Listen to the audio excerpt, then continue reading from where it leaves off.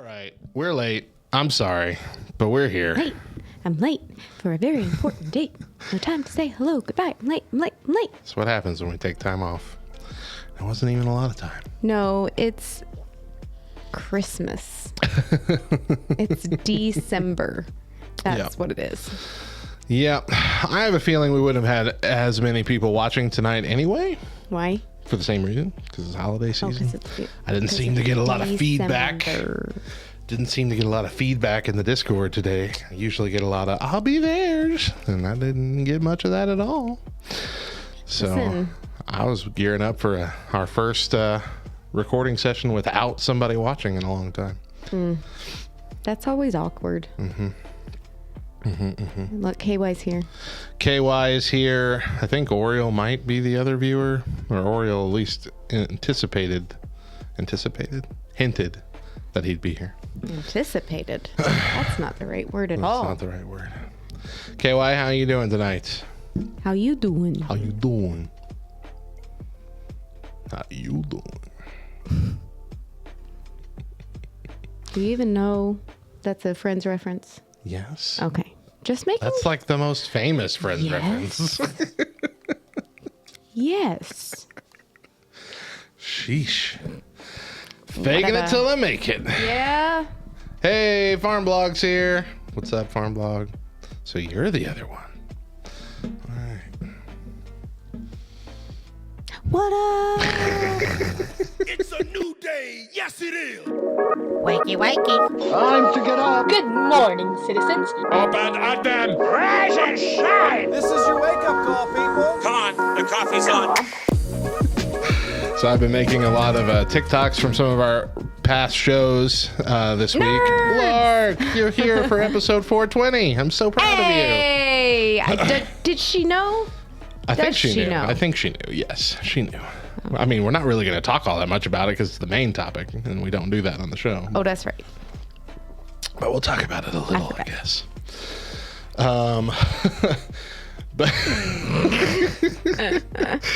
But I've been doing a lot of my mouse no worky. Uh-oh. Hey Mo, I have an errand feeder on. Okay, where are they at? In that same closet. They're always in that little supply closet. In the office? Office, yeah. 1 AAA battery. Can I go down barefoot? Yeah. While Mo goes and gets me a new battery, I knew this was coming. I should have done it a long time ago. So I've been making a lot of TikToks finally out of some of our older shows.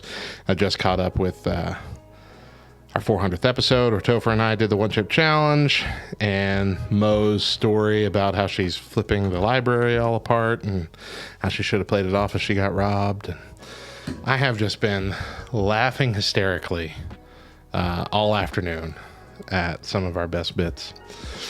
And I'm excited because for our final episode of the year, which will be the one that airs on the 23rd of December, we're going to do at least a section of clip shows, little clips anyway, of our favorite stuff. I'm going to try and have y'all vote on it in the Discord. Tristan Birch, I think I said that right. Tristan, is it like Tristan, or Tristan? I don't know. Our friend from Down Under, Tristan, first timer, welcome. And got some kind words from a few people this week, actually. The most recent one being Christian with a T. All right, I'm gonna try and remember that. Tristan. That's hard to say. That's inconsiderate of you to have that name. I had Taddle. I thought, pronounced Tad Hall, but Taddle was the first one. A couple weeks ago, that sent a big long spiel about how they're catching up on older episodes and everything. It's been very nice. Yeah, I figured that's something that you'd have to do. Oh, Oriole, what's up, Oriole? You're here too. 3/4 of the way through and made me start over. Carolyn's episode is so good. It's so good. Mo's talking to somebody down there. Good to hear, Oriole. Good to hear. We're going to get started here in just a second. Is Megan down there? Huh? Is Megan down there? No, Or is John. John still there? Okay. John. Okay, so here's the thing. I'm going to be super honest with you right now. Okay. I went down there. Yeah. I scared John because he's in the bathroom. And in that process, I forgot whether you said one AAA or AA. So. You proud both. Thank you. I could take that one back down after the fact. I was In like, the process. oh, shoot. I forgot. I mean, if you scared the crap out of him, at least he was in the right room. Yeah, exactly. I scared him enough that he decided he was going to order sushi. I There we don't know go. how those two things Mouse correlate, works. but While you were gone, Tristan Birch showed up for the first time. cool. He's a guy whose message I showed to you this week. Hello. Very nice dude. All right, and Oriole's here. We got a whole bunch of people here, so we're excited. Oriole. We started off the show saying we thought we might not have a whole bunch of folks. Listen, okay. I don't know what y'all were talking about while I was down there, but I just saw that directly above Oriole saying hi to me. Mm-hmm. He then said that Carolyn's episode is one of his favorites ever, Mm-hmm. which, I mean, yeah, we agree with, but I am only going to be able to take so many more of those comments before I begin to feel like, well, fine, we'll just let Carolyn do our show then. I can keep them. Keep I'm getting just them. It's saying.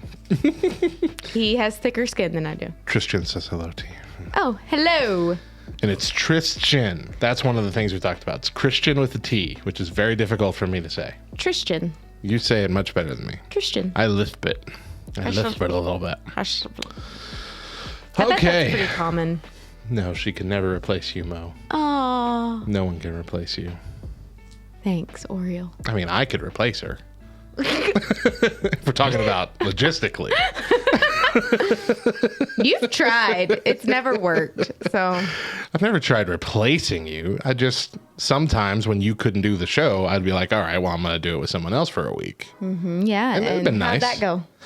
I mean, if it was Hillary, no, actually, Hillary did a really good job. It's mostly been Hillary. I think one time it was my wife. My wife's not that great, and she knows this, and I knew this, but I wanted her to be on the show one week anyway, so. Yeah. She's more reserved. She's more a reserved person. She wants to be funny. Zip it. She wants to be, nobody saw it on the camera. You just chill out. I am. She wants to be, she is genuinely funny. Ted All is here. She is genuinely funny, but she's more reserved when, she knows people that she doesn't know is listening. Like it takes a lot for her to be openly funny. So I get the benefit of enjoying that most of the time, and nobody else does. That's the thing, though. Tell me if you feel the same way with Daedra, because this is how I feel with Chris. Okay? Daedra and Chris have very similar personalities, which they have to, because they're married to very big personalities. Yeah. So they have to be a little bit more backseat, reserved. Down to earth. Yeah. Normal, behind the scenes. quote unquote normal. Not crazy. But anyway, Chris is so funny. So hilariously funny and incredibly intelligent and has lots of really good things to say. But only I really get to hear it. Mm-hmm. Occasionally other people, to the point to where, okay, when we first got married, we had been married almost 6 months, and he starts spouting off all these facts that I had no idea about. And I looked at him and I was like, you're really smart. And he was like, yeah. And that's when he said, oh, babe, you're stupid. No, that was just this past year. But our friends will have the same reaction as well when he sits down and actually has a people are, okay. But I want to shake him sometimes and be like, just be who you really are. Be this person all the time. Yeah. Yeah. Do you feel that? I don't do you feel just enjoy like hogging all of Daedra's awesomeness to yourself? I do enjoy that there is a portion of her that is pretty much reserved for me, or for personality. That's fair. But I am proud when she is able to break that on occasion and like speak up. Like specifically, we've started a new young adult Bible study this year, which I technically don't qualify for anymore, but still I'm there. And you know, occasionally she will speak up and have something really brilliant to say. And I'm just like, man, she doesn't say much, but when she says it, she's been saving it up for a bit. Yeah. Like, it's very impressive to me. And it's not occasional that she has something brilliant to say. Right. Because she's incredibly smart. Oh, absolutely. But it's just occasional that she speaks up. Right. Occasional that she's willing to, like, show that off. Yeah. Yep. Anyway. I need to say something. All right, Ted all said something, and we got to read it. Do we have to read it? I so appreciate how both of you are genuine. When you approach difficult topics, it's inviting and insightful. When you guys talked about worship, hey, I'm trying to read it. It really got me reflecting on our worship team and things to bring up. Thank you. Worship. When was the worship one? I don't remember, man. I know he's been doing a deep dive into our older episodes. I appreciate those thoughts. We appreciate those thoughts. I'm speaking for Mo. We appreciate those thoughts. No, you speak for your wife because she occasionally speaks up. You don't got to speak for me. I appreciate those thoughts. Thank you. I'm just kidding. Thanks for speaking for me, Matt. Oh man. All right, guys, let's get to it. Guys, we've got 3 episodes we're recording today, and even though we won't really be talking about our main topic on the Twitch show, we do encourage you to listen this whole week to the main topics, the main shows, because we're gonna get deep. We're gonna dive deeply. We're gonna be talking about gray areas within, like, biblical gray areas in our faith and our church life, how we respond to things in society that are becoming more and more acceptable. For the world, but to the point where we do have to respond in some way that is both loving and yet not affirming of these things, and how difficult that can be. We're going to get pretty deep into it by the Wednesday show. But we're going to kick it off talking about marijuana, because the first episode is episode 420. And several weeks ago, Lark challenged us to talk about marijuana in some form on episode 420. And Lark had no idea that for years I've been challenging Matt for us to have this conversation. Read what Lark wrote right there. Oh. This one right here. Oh, I was like, huh? Oh my gosh. Can't ban Lark. Lark is all right. Yeah, you can't ban her. Okay, but I will say this, like, it would take a lot to offend me, and I am that mom. Like, when we play our Quiplash games, and it's anything where you have to put in a number, always that number. Well, either. Okay, hold on. I got to tell 2 stories. So, Chris or I will either put in 420 or 69 Chris every does time. 420 a lot. Every time. Yep. Early episodes, guys, of the podcast, when we used to have some of our friends on, whenever we were playing games. We would play a game, and the tiebreaker I would usually have for y'all would be something that was a number, and be so the closest number gets and it. Every single time he'd guess 420. 420. And like 3 times he won with that number. Yeah. Okay, so it just reminded me. But anyway, my kids see those numbers, and so they just kind of chuckle now, and they're like, really, guys? Really? We're those awkward, annoying parents to our teenagers, it's kind of fun to do. Yeah. Anyway, but here's a fun story. You ready for this one? It's about your mother-in-law. Oh, okay. Okay. So, Awana Derby. Yes. Okay. Years ago, Mila, I think, she was a cubby still, so maybe 4. So that's 6 years ago. Okay. Tina is assigning the numbers for all of the kids. Okay. And Mila really, really wanted to be 20. She actually let them pick most years. Yeah. Yes. Mila really wanted to be 20, but her birthday, or no, she wanted to be 19 because her birthday is April 19th. 19 was already taken. So then she said 4. Well, 4 was already taken. And so out of nowhere, really, Mila says 69.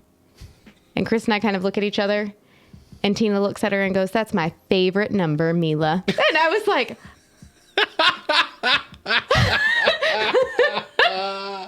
Chris and I just died laughing and walked away. Yeah. What's actually funny to me is I really don't think she knew what that meant. I think it was a Mo Netflix and chill moment. It's possible. It's possible. But at the same time, it's one of those things that always think of Tina. Oh, that's funny stuff. Yep. Okay. We've drug on too long. We're already going to be telling stories. Let's get to it. Are we telling stories today? Well, we always do at the beginning of Monday's show. How the last couple weeks have gone. Sure. Ouch. All right, here we go. Right, I joined the stream at just the right moment. Well, I didn't even mean to do that, but yeah. Drug on. All right. Here we go. All right. The F word. Oh, God. What? Huh? Who's? Funny in book.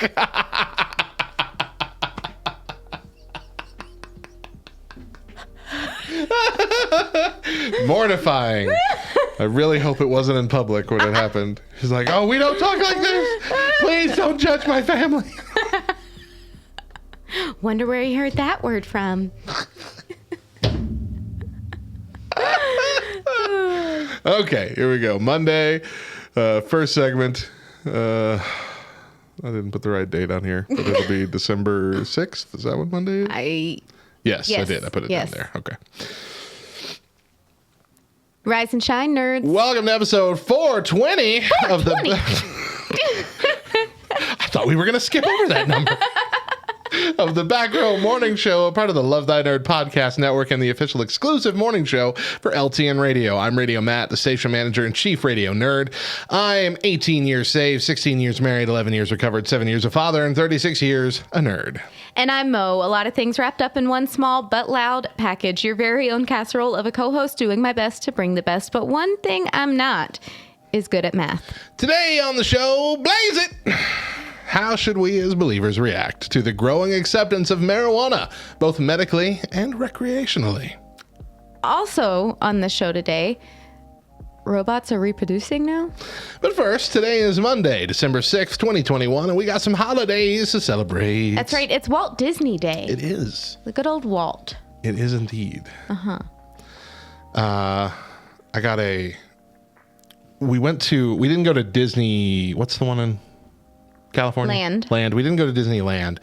We went to downtown Disney, which is like this free thing across the street from Disneyland, where they got a bunch of shops and restaurants. And, I was looking through the Disney store, and they had, like stuffed animals, t-shirts, hemp wallets, keychains, all kinds of things like that. But the one thing that I noticed somebody wearing walking down the street was a Mickey Mouse t-shirt with a big marijuana leaf in the middle of it. Okay. And I thought to myself, I wonder how long it's going to be before they get kicked out of this place. You think? Because I don't think they want to associate Mickey Mouse with drug culture. You might be surprised. I mean, they did have hemp wallets, so. Yeah, exactly. Also, just so I can clear the air really quick, my intro is... Clear the air. My intro is insinuating that I am loud, vocally, not but loud, gaseously. One small but loud package. One small but loud. Small but loud. Small but loud. No matter how you say it's going to sound wrong. Yep. All right. Anyway. Time to rewrite it again, Mo. Goodness gracious. Why do people always gotta... I'm just going to start sending my intro in our Discord group with our Twitchies and say, okay, guys, pick this apart. Tell me what's wrong with it. Oh, yet loud. That would be loud. better. Small yet Thanks. loud. See? You're so smart, KY. That's why we have friends. I on got Twitch. friends. Hey, it's also National Microwave Oven Day. What? But loud. I'm going to crack up. National Microwave Oven Day. You know, my sister-in-law's family does not have a microwave and hasn't had one for as long as they've been married, which is 1 year longer than us. How do you not have a microwave? That's what I'm saying. I'm like, I understand if you don't want to do a whole lot of cooking with it, but occasionally it's a lifesaver. So, okay. Here's the thing. Between my stovetop, my oven, and my air fryer, I could probably get rid of. Okay, you know, air fryer, yeah, could probably fill in the gaps. But the air fryer wasn't a big deal up until 2 days ago. You know what I mean? Like it's a brand new trend, really. I mean, not 2 days ago, I know, but yeah, you're you know right. what I mean. And so Have you gotten your air fryer I yet? haven't yet. No. I don't know. Maybe for Christmas. They had them. They had them on big sale We'll see. at Penny's. I'm not allowed to buy things for myself during this season. Yeah, that is the rule after all. So anyway, those are our holidays, Matthew. That's it. DJ J. Shane, thank you for your 4th month. Subscribe to us.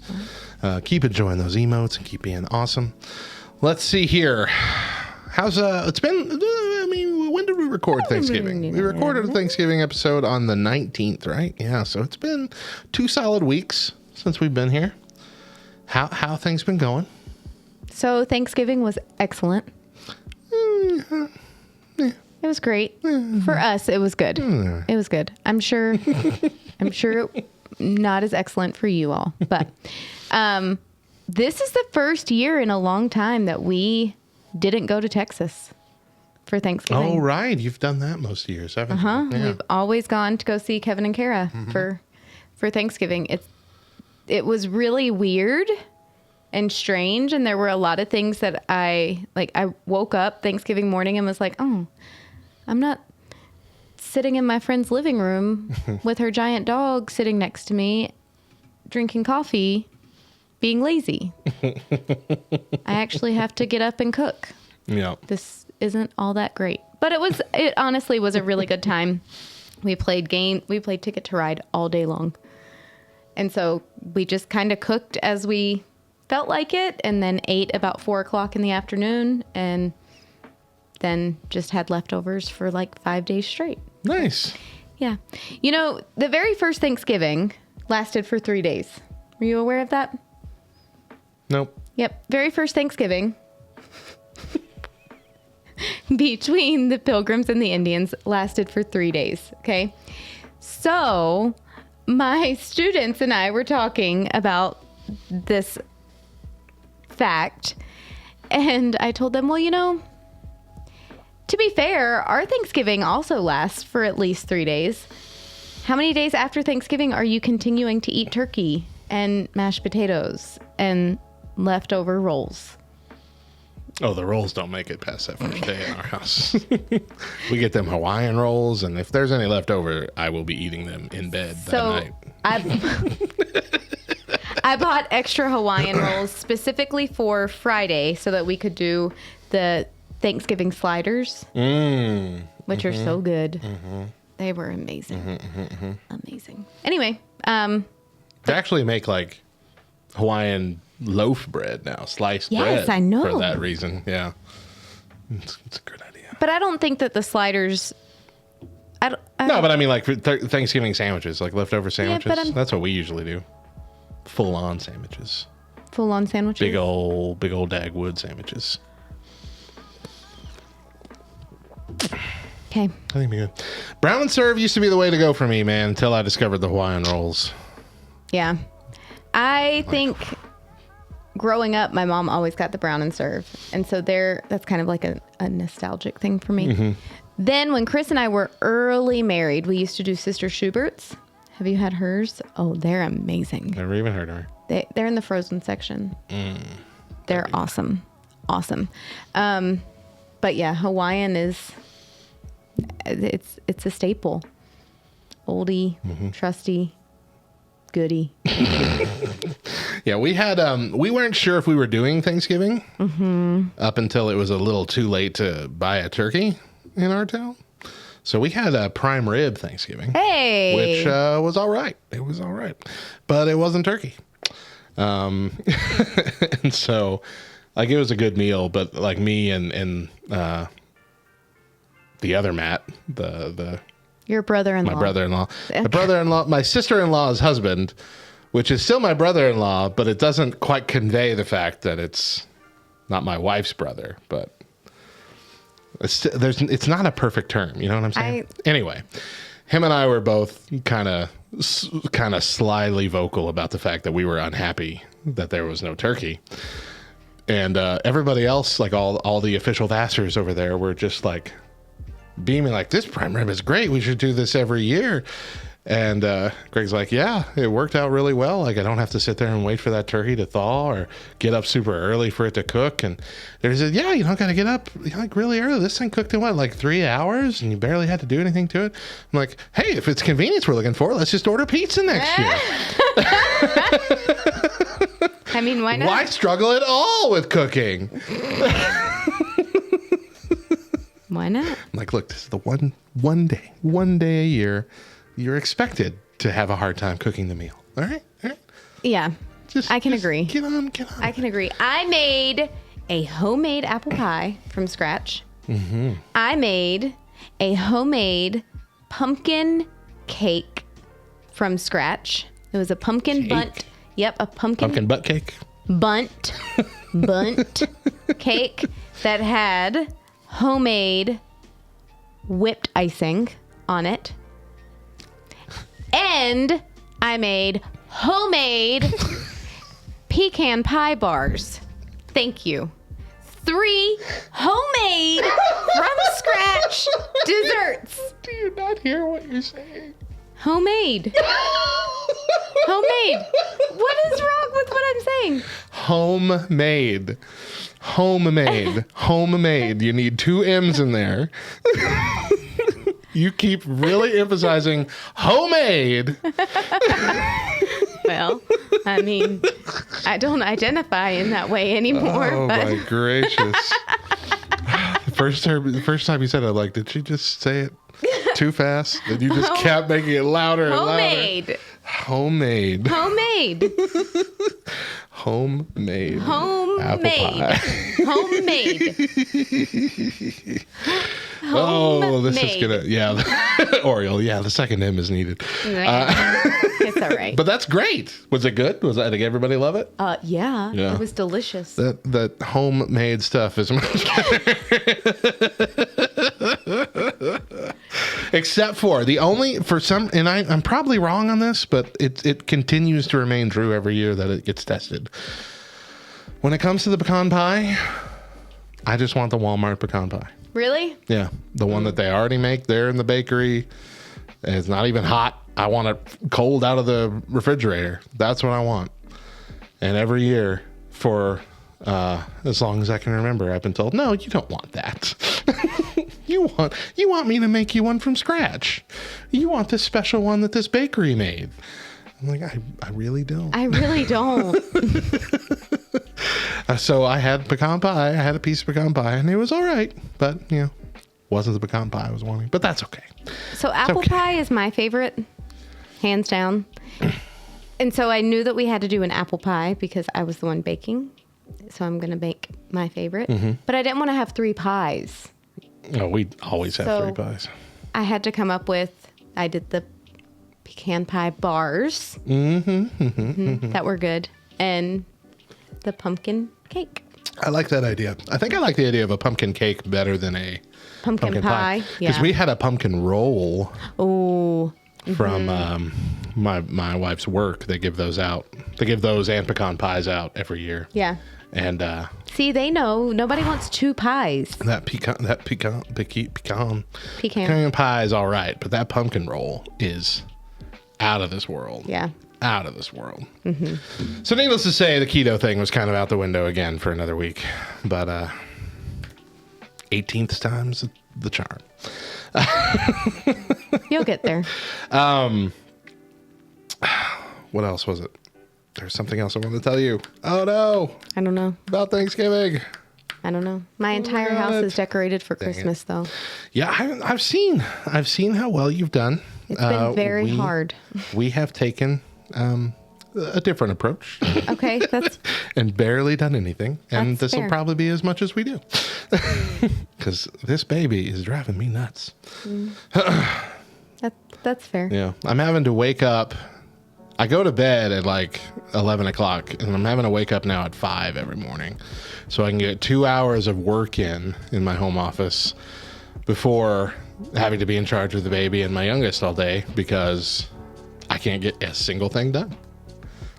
Nothing of any importance anyway. Yeah. So I'm tired all the time. That's what my 2 weeks have been like. Yeah. Because these have been the 2 weeks that my wife's come back to work. So, well, it's been about, has it been a month? Not even a month. Interesting. 3 weeks? Okay. But yeah, we're getting there. We're hanging in there. But anyway, those are our stories. We'll probably have more as we go along, but we're dragging this segment out. So let's take a break right here. When we come back, there are so many movies that tell us why this is a bad idea. Stick around. Are you sure this is what we're talking about and you didn't? Huh? Like, I feel like you've said that before. When we come back, there are so many movies that tell us that this is a bad idea. I have said that at least 2 other times. Okay, listen, I have a Twitch-only story.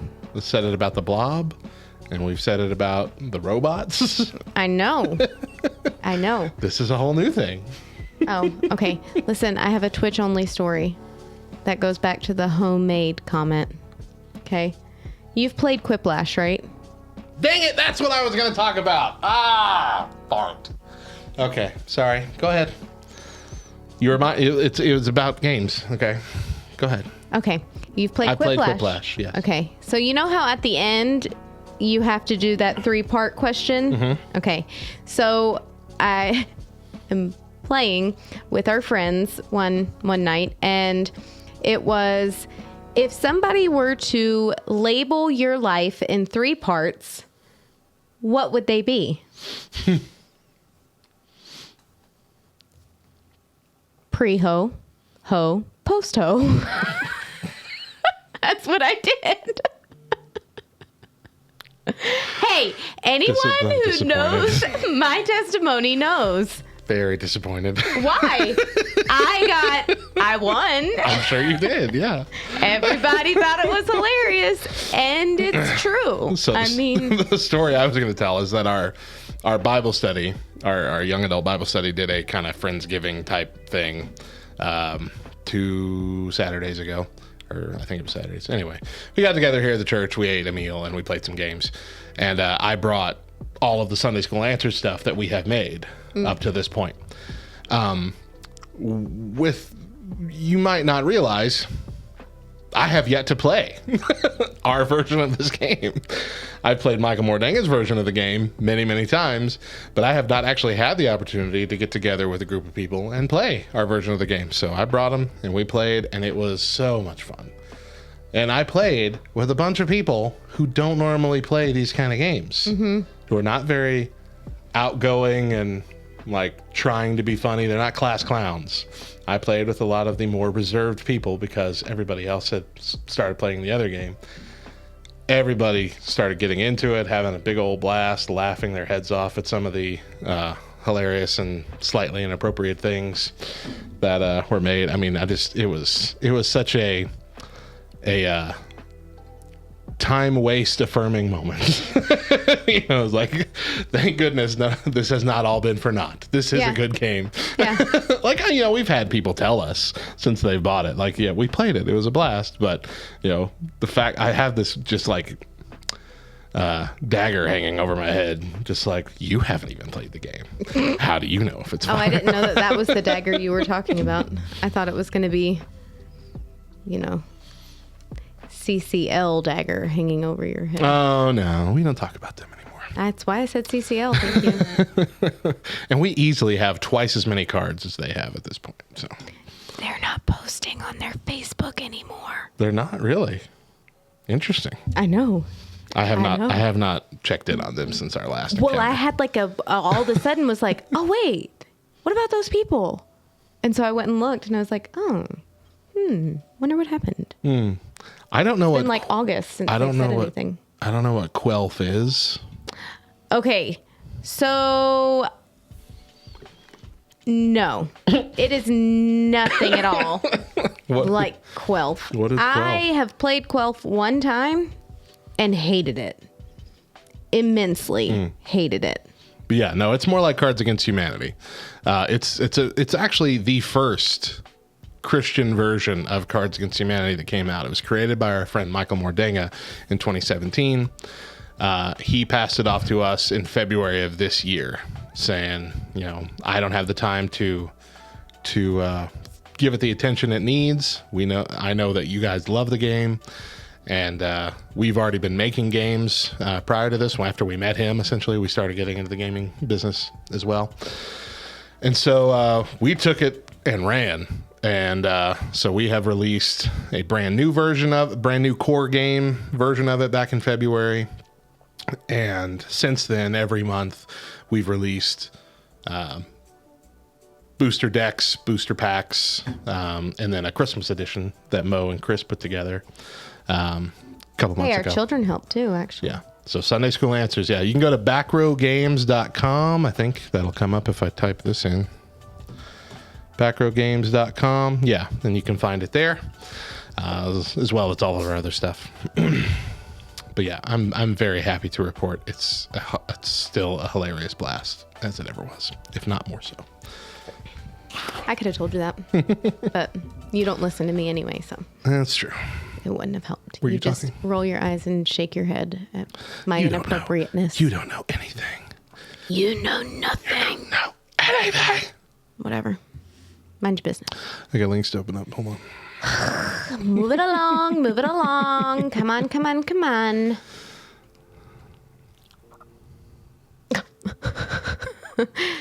You Right. talking just made me realize that, or you talking about the games made me realize that we had like 3 or 4 other game ideas that we've never done anything about.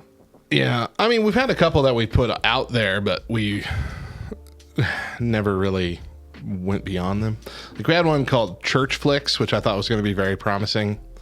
And I got it played similar to Cards Against Humanity, but it was kind of about building a script for a Christian movie in a funny way. Didn't get any interest. Like nobody, not a single person could I get to care about this game existing.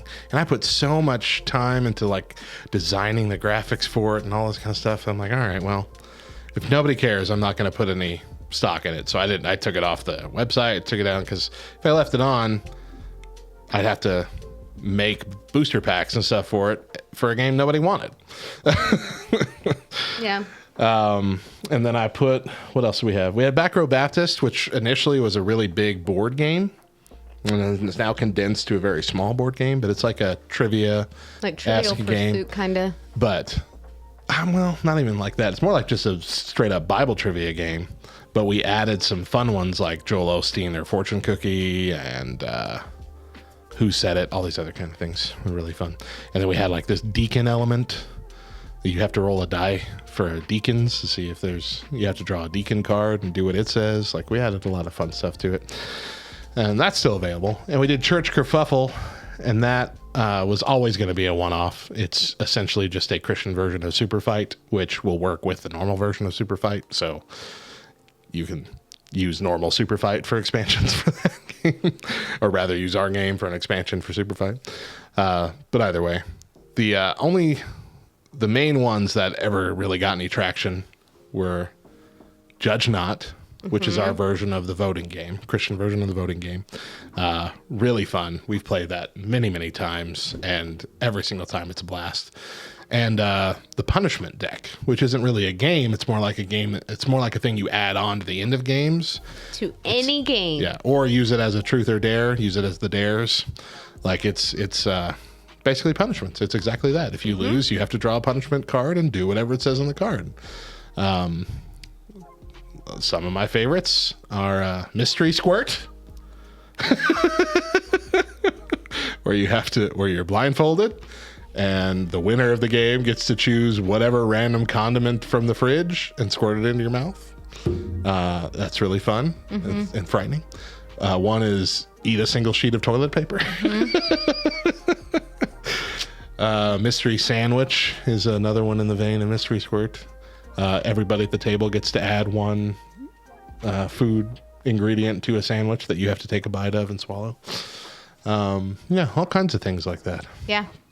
Yeah. Really felt a hard pass. Fun. It actually, I mean, it adds this whole other element to whatever game you're playing so that you actually try. Right?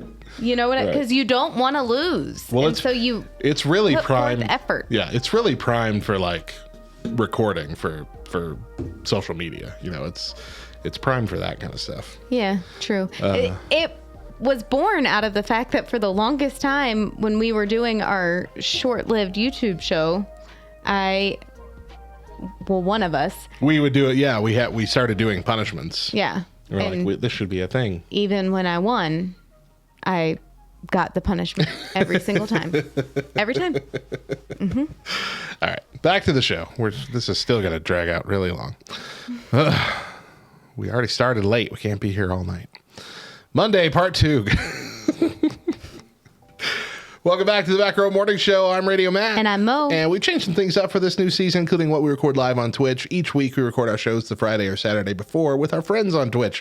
Follow us on twitch.tv/LTNOnAir to be notified when we go live, and join our Discord at backrowdiscord.com for after-the-show discussion and even opportunities to be on the show yourself. Opportunity. I was almost drooling. So I needed an extra syllable to suck that back. Ew. Before we go any further, it's time for Mo's Fact of the Day. All right. To sell the idea for Snow White and the Seven Dwarfs, Walt performed it as a one-man show. He knew the original idea of Snow White would be hard to sell, so he gathered his team and performed a one-man show, acting out the entire movie by himself. He even mimicked the characteristics and voices of each of the characters. Interesting. Yeah. Yep. So when you say he gathered his team, do you just mean he gathered himself? Because it's a one-man show. No, he was pitching the idea. Oh, I got you. Of Snow White and the Seven Dwarfs. I get you. All right, here we go. Gosh. Now it's over to our weird news desk. We've got 3 stories here that you might not have heard yet. I don't want to hear your stupid stories. First off,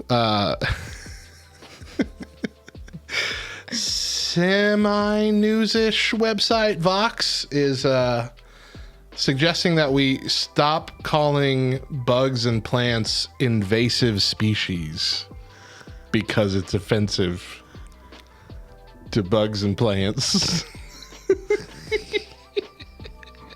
Can I ask these people who wrote this article 2 questions? 1, when you see a bug that you don't particularly care for, looks pretty gross, scary, disgusting, whatever, okay, what do you do? Truthfully, I want your honest answer, Vox. Tell me, what do you do? Because I know not every one of you pick it up and carry it outside and take it to its natural habitat. No, you'll smush it. Sounded like Fran Drescher. You smush it. Natural habitat. 2, out in the natural habitat, if there's a weed growing, something that you don't want in your yard or garden, and you know that it's going to overall cause damage or be destructive, what do you do? Tell me. I want to know. So invasive species is an ecological term that simply refers to a plant or animal life living in an area where it's not naturally found. But according to the article from Vox, it says invasives can be considered a threat not only by killing or outcompeting native species, but also by mating with them. To protect the genetic integrity of species, conservationists often go to extraordinary lengths to prevent animals from hybridizing. Environmental writer Emma Maris points out in her book Wild Souls. Consider the effort in North Carolina to prevent coyotes from breeding with endangered red wolves, which bears uncomfortable parallels to Western preoccupations with racial purity that only recently went out of fashion. They're comparing conserving the endangered species purity of, existing as that species and not a hybrid of two species to interracial marriage. Why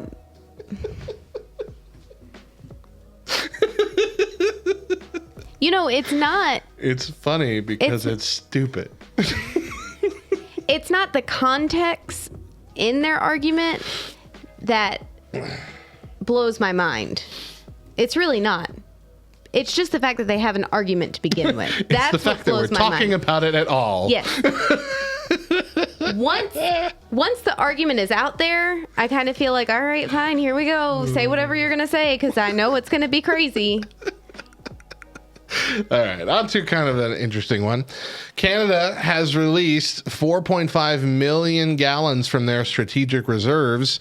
Not oil, maple syrup. If you thought the Biden administration's tapping of the U.S. strategic oil reserves was a big deal, major moves are happening up north. Canadian maple syrup producers are tapping the country's emergency reserve because of a global shortage. The Quebec Maple Syrup Producers, a group known as the World's Maple Syrup Cartel and sometimes compared to the Organization of the Petroleum Exporting Countries' grip on oil, announced this week that it's pulling some 50 million pounds of syrup from its strategic reserve. And that's the most the group has released from the reserve in a single season since 2008, and amounts to about half of the entire stockpile that they have.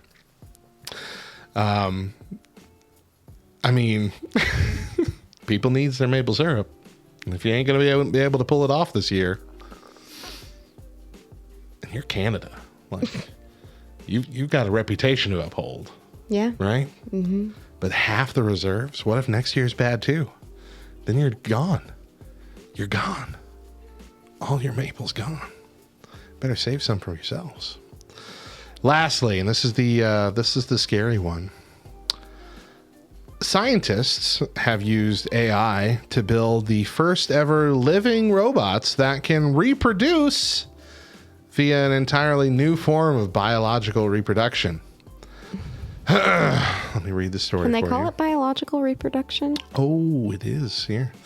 In a potential breakthrough for regenerative medicine, scientists have created the first ever living robots that can reproduce. The millimeter-sized living machines, called Xenobots 3.0, are neither traditional robots nor a species of animal, but living programmable organisms. Made from frog cells, the computer-designed organisms created by a U.S. team gather single cells inside a Pac-Man-shaped mouth and release babies that look and move like their parents. Self-replicating living biorobots could enable more direct, personalized drug treatment for traumatic injury, birth defects, cancer, aging, and more. And it's the and more that have people worried. So here, oh man, this is what the actual paper from Harvard says. It says everything that we just said. The Pac-Man-shaped mouths is where the baby comes out of. A few days later, it becomes a brand new Xenobot that look and move just like themselves. And these new Xenobots, the ones that are created by the original biological robots, can then go out and do the exact same thing, find cells and build copies of themselves again and again. So it's not just I have a little living robot that can make a clone of itself and it's done. Mm-hmm. This is I can make a clone of myself that's exactly like me, and then he can go and make a clone of himself exactly like him while I'm making another one. Do you see how that could quickly spiral into, oh my gosh, they're everywhere? Yeah. Easily. And, it says with the right design, they will spontaneously self-replicate, meaning they could do it by themselves without the need of any kind of triggering mechanism from the experts that are putting this together. So they're already saying, yeah, that's absolutely possible, that, they can just do this on their own and never stop. this is exactly how Terminators start, right? Like this is how all this kind of living robot nonsense will begin. You don't really. I don't want to. It's the combination of robot and like animal, essentially. You know, like living. So yeah. I don't want to. If you thought COVID was the big issue, like a generation from now, we'll be running for our lives from giant robot frogs that can self-replicate. All I've ever wanted to do was be a grandma, and I'm never going to be able to do that. Look, I don't know what it doesn't go into deep detail about the benefits that it can have in health. I don't know what they are. Maybe they're great, and maybe they can not have this kind of stuff happen, but it also seems really scary. Just based on the fact that we're learning more and more about how like COVID was actually made in that lab and how it actually probably got out in October and just went nuts. I'm like, what if there's one bad day? What if you have one bad day and these accidentally get released into the wild and just start taking over whole cities? You just start seeing this yellow grime over every surface in your town that just keeps getting darker and thicker. And eventually some sort of life form springs from this mass of gross cells. And yeah, I mean, it's going to be scary. It's scary stuff to have nightmares about. So enjoy that. That's a good way to start off your Monday morning. Just know that time is fleeting.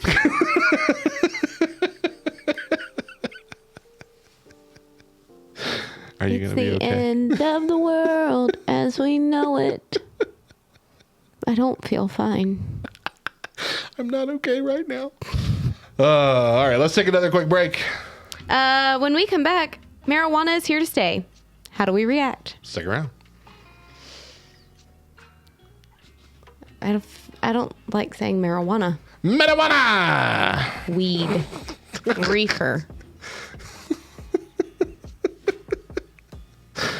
Let's think of all the names. So anyway, KY mentioned way back before we even started recording that this would have been a good week to do that church or dispensary game that y'all two played. Mm-hmm. That was a fun game. Yeah.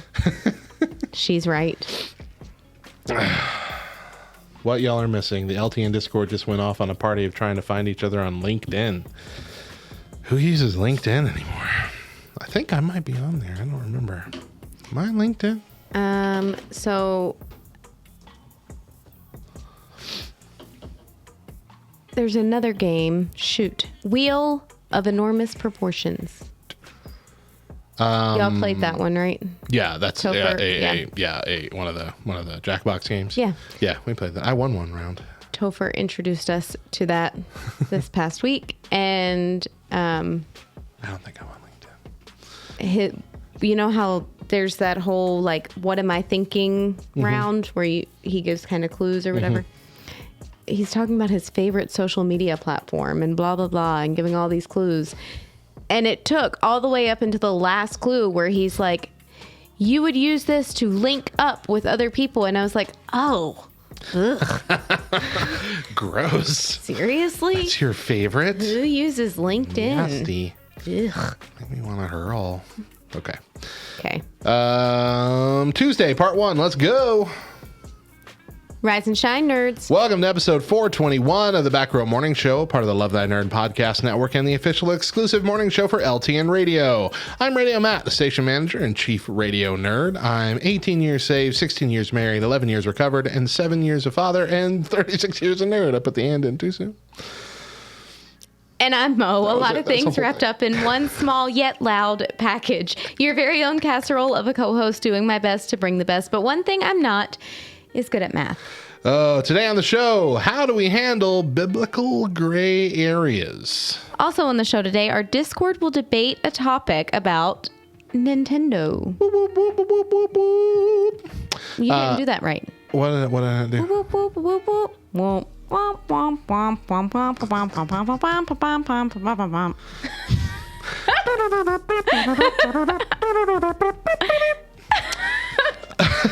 That's where I thought you were going, and then you did it. I didn't go there. That's not where I was going. But first, today is Tuesday, December 7th, 2021. We got some holidays to celebrate. That's right. Today is World Trick Shot Day. Really? A trick shot. What's your favorite group that does trick shots? The Harlem Globetrotters. I'm surprised you had an answer. Good job. Hey. I enjoy Dude Perfect quite a lot. My whole family enjoys Dude Perfect. To the point where we're going to try and go see them live next year, I think. What? Yeah, really cool guys. But also from Australia, we got the How Ridiculous guys. Those guys are fun. Both of those groups, Bible-believing Christians, which is really neat. But yeah, really, really fun stuff. Cool. Those are two guaranteed banger YouTube channels. If you haven't seen them, go watch them now. You'll have content for years. And not now. Not now. Because you'll need to continue not listening. Not the now, but the later now. To the rest of the show and the things we're going to talk about. But when we're done, then go. Okay. Right? That'll work. Yeah. I think that's appropriate. Okay. But I wouldn't be upset if you just stop listening to us and go watch Dude Perfect for a little while. I would. You could come back to the podcast. It's all right. Who are you more fearful of? Just saying. What else we got? There is another one, huh? Yeah, it's National Cotton Candy Day. National. Oh, the How Ridiculous guys are from Perth. That's right. I've heard them say that a lot of times. I didn't know you lived in Perth, though. That's cool. Our friend Tristan in our Twitch chat. Our Tristan Twitch chat. Our morning show listeners who are not on Twitch are like, who are you talking to? Hey, look, we make it clear. These first two segments of every morning show, we record live on Twitch. And if you're not there, you're missing a whole bunch. We've had so much more content over on Twitch this morning that you've completely missed out on. Mm-hmm. So if you missed it out on Twitch, at least go watch it on our YouTube channel. Okay? Because otherwise, what are you doing? Twitch.ltnonair.com and youtube.ltnonair.com. If you're only listening to the morning show, then that's like only eating the crust of a pizza. No, hold on. No, wait. That's bad. The morning show is still the best part. No, that's not what I'm saying. The crust is the best part. The crust of the pizza is the best part. Hold up. You save the crust and you dip it in that garlic sauce or you dip it in marinade, whatever. The crust is the best part of the pizza. Okay. But Twitch chat, without the sauce and the cheese and the toppings, you're missing out on so much of the pizza. Without Twitch and YouTube, you're missing out on so much of the show. Does anybody agree with Mo that the crust is the best part of the pizza? Can you not shame me right now? Please? I'd appreciate it. It's like she was raised by aliens. Who said that? KY? Anyway, I would say that the morning show gives you about 75% of our entertainment each week. If you want to see all of it, you got to check out the YouTube show or the Twitch show when we record.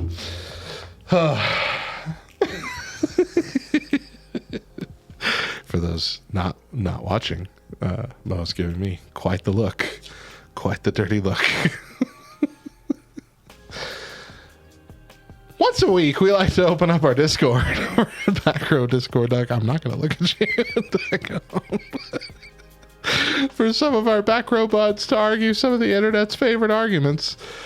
And we want to take a look at Nintendo systems from the 1985 NES to the Switch OLED model 2021, from Game Boy to the 3DS. Dang it.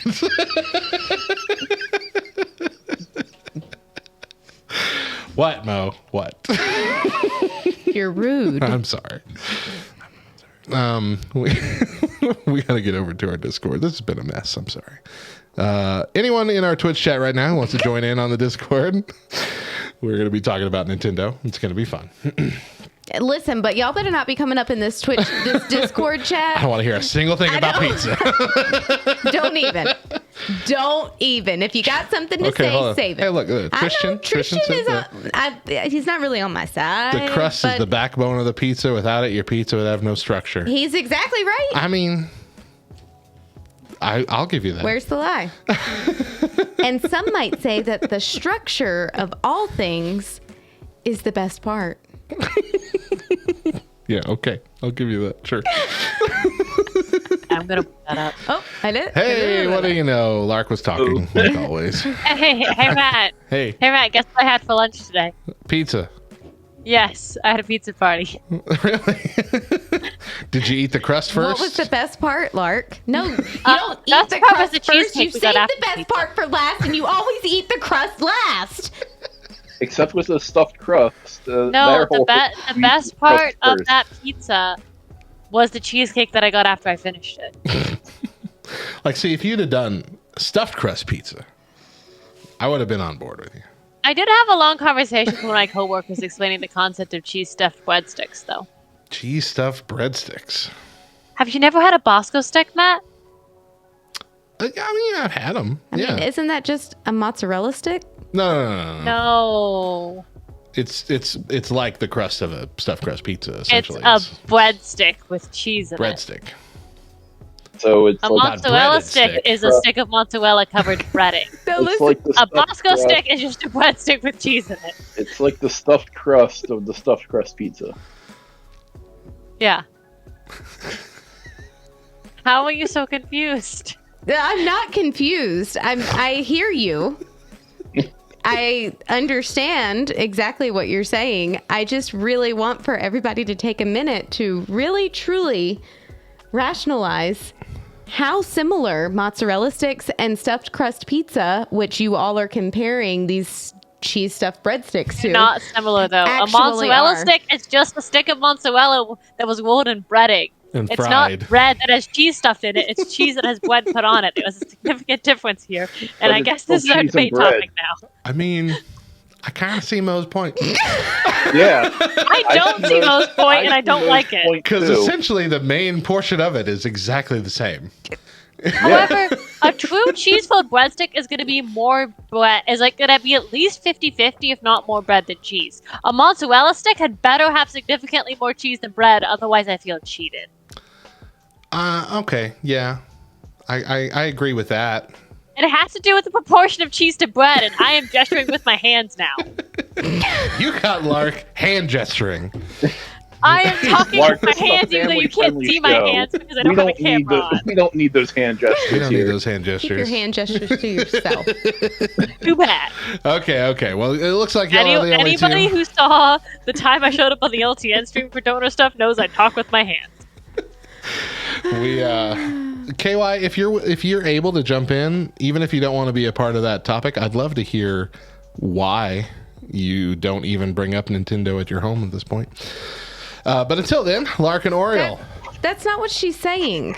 We don't need to bring up. We don't even need to bring up Nintendo. I'm sorry, I didn't see the need. I saw we don't even bring up Nintendo. Because she said earlier, I was going to try and get my husband to get on and talk about this, but he's busy doing something. And so that combined with that comment, I thought that meant there's a whole Nintendo story going on in our house, and it was a controversy. I apologize. No, she was just acknowledging the fact that we just naturally went into our own our arguing on Discord. Is a cheese without a forced topic. The same thing. You said not to bring up pizza, and so I decided I had to. It's been a while since we've actually had an arguing on Discord. It's true. Normally, lately, it's been everyone's all agreeing and. That's true. Again, I'm standing firm on my point. I'm standing firm on the rock. See, the problem is that my point is valid. As is mine. Dang. All right, guys.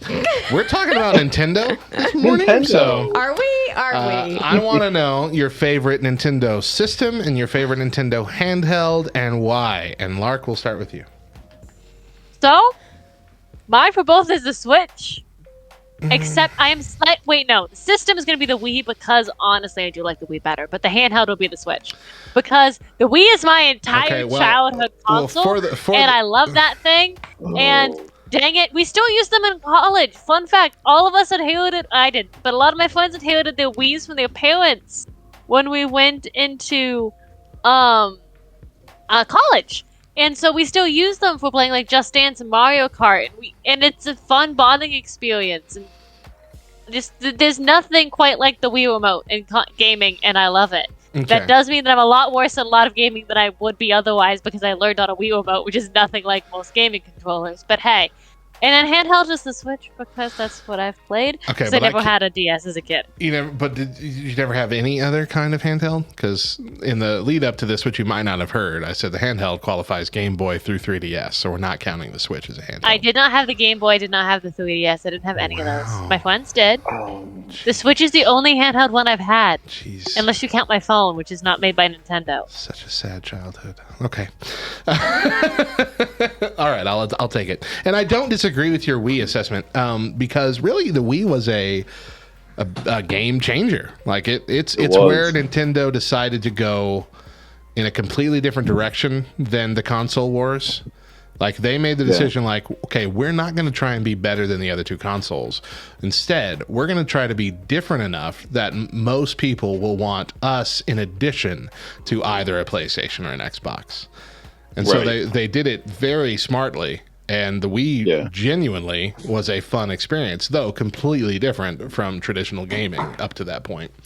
Yeah, you're not going to get those hardcore gamers on the Wii going absolutely nuts about it. You're going to get like it's a more of a family console that you're going to get. It's a party console. Family to have. Exactly, it's a party console. Yeah. I mean, it had some platformers on there that were not party games, but when you think of the Wii, you think of like Just Dance, and you think of things like that. Right. But then, I mean, you do have some games that had some dancing hardcore to Wow Wow Rasputin forever. There's a reason why I bought Just Dance for my Switch, because I wanted to play the games of my childhood. Yeah. I am talking with my hands again.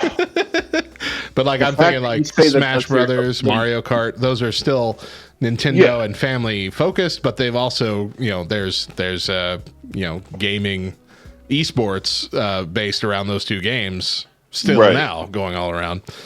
Oh, definitely. Yeah, so I mean they can be a semi version of hardcore gaming even though they're still goofy Nintendo characters. Right. Exactly. The fact that Lark keeps saying that like Just Dance is the game of her childhood makes me feel really old. Yes. Remember that tweet that was going around that said post your top game that came out when you were 12? Mm-hmm. First off, Skyrim came out for the first time when I was 12. Also, the game that I picked was one of the versions of Just Dance. See, when you talked about how Just Dance reminded you of the game of your childhood, I was thinking, it reminds me of a game from my childhood too. It was that NES track and field simulator that had the pad that you jumped on the dots to run. Yes, I remember that. When I was 12, Super Mario World came out. A wild KY appears. I love that we just know her voice. Oh goodness! So I'm sorry, I got so excited you were here. I didn't actually hear what you said. What did you say?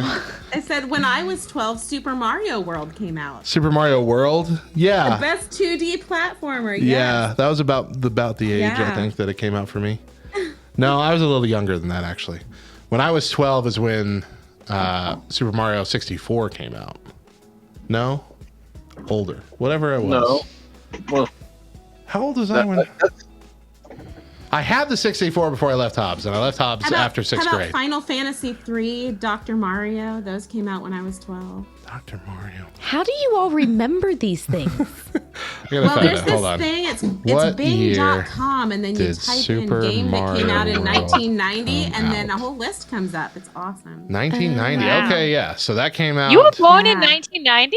No, I was 12 in 1990. 12 in 1990. Okay, I was about to say, because that was 9 years before I was born. Okay, is that correct? So you're slightly is that older math than me. correct? Now I'm doubting myself. No, that's correct. What year? I'm sorry. What year were you born? 1978. Okay, yeah. Yeah. I was going the complete opposite direction. Everyone else give you console opinions.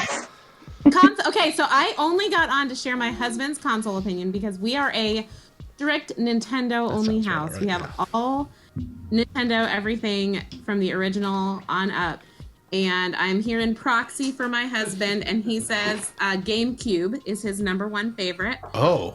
And that's why I had to get on, because I knew no one else would rep for GameCube. No. Chris totally would. No. Chris totally would. Chris loved the GameCube. I want to try the GameCube at some point, but the GameCube controller hates me. I tried it. And that's why he likes it. The controller, he loves the controller. My fiance uses a Wii controller because it just feels like my fiance uses a GameCube controller on his Switch. I mean, the controller was probably the most legit Nintendo controller, but aside from that, the GameCube was the first console that made me like go, nah, I'm gonna abandon Nintendo and get an Xbox instead this generation. Like, it's the only Nintendo system I never owned, and I don't regret that decision. See, I enjoyed the GameCube. It's one of my favorites, but not my favorite Nintendo console. What's your favorite, Oriole? Right now, it's the Super Nintendo, and I still have my original Super Nintendo from when I was a child. Wow! And it's sitting next to my Xbox One. And I still play it. And because I still have some games that are not on the Nintendo Switch Online, like some old baseball games and things like that. Oh yeah, I am really enjoying the Nintendo Switch Online though for that reason. Like those Super Nintendo games are so fun to go through. One I wish they would actually put on there is the Mario RPG, Mario Legend 7 Stars. Why haven't they done that? I don't know, because I actually have never played that game. I played a little. I never got to beat it, but I get to play it a little. Yeah. Got to play it a little. So I'm hoping eventually they put that on there. All right. What about handholds? Handholds is what I'm saying. Handholds for both of you. Are we allowed to say Switch for that? I would like you to not say Switch. I'd like you to say anything up through the 3DS line. I'm gonna have to say it's a tie between the original Game Boy, the old gray brick, no color, no backlight. Yeah, I didn't have a backlight. Where you had to play by the street light while you're in the car. You had to hope that you could get or you had to buy that big magnifying glass that had the light. I had that obnoxious giant fold out magnifying glass with the light. Yes. It made the thing so heavy. Yes, it was. It used so much of the battery. The 4 AA batteries that the thing took. Oh gosh, yes, it did, didn't it? But see, I mean, everything took 4 AA batteries back then. I preferred the second version, which was the Pocket, the Game Boy Pocket. It still was uncolored, unbacklit, but it was so much lighter, and it only took 2 AAAs. It was much better. I mean, that was just the first, and that's what I had first before I had a Super Nintendo. That was my first real gaming device, was the original Game Boy, and having those games to take with me and kind of play whenever was amazing. That, and then the DS, not the 2DS or the 3DS, but when the regular DS, the regular DS, when you had the 2 screens and you had the one that was kind of a touch screen and everything like that. So I liked those. It was nice. Yeah. KY, what about your family? Your husband, I guess. Oh, my family. Oh, I would yell for him. Oh, okay, favorite handheld, babe. Favorite Nintendo hand. Oh, not including the Switch. I wouldn't say 3DS, except there's no way to hook it up to a TV. He said he wants to say 3DS, except there's no way to hook it up to a TV. That's I mean that's a valid point, I guess, but I mean, well, we're the such whole a point huge is Legend of Zelda family. That's that's our staple at our house. And there are several titles I've never gotten to see all the way through because they're only available on and I'm such a visual person. I hate handhelds because they're just so small. I get like really agitated and frustrated trying to watch one. And so I don't even mess with it. So like the kids will be referencing all of this stuff. And I'm like, that's one I haven't seen. So Speaking of small, when I was in college, I won a raffle at my college for a Game Boy Micro, which was a very short-lived thing. Oh, yeah.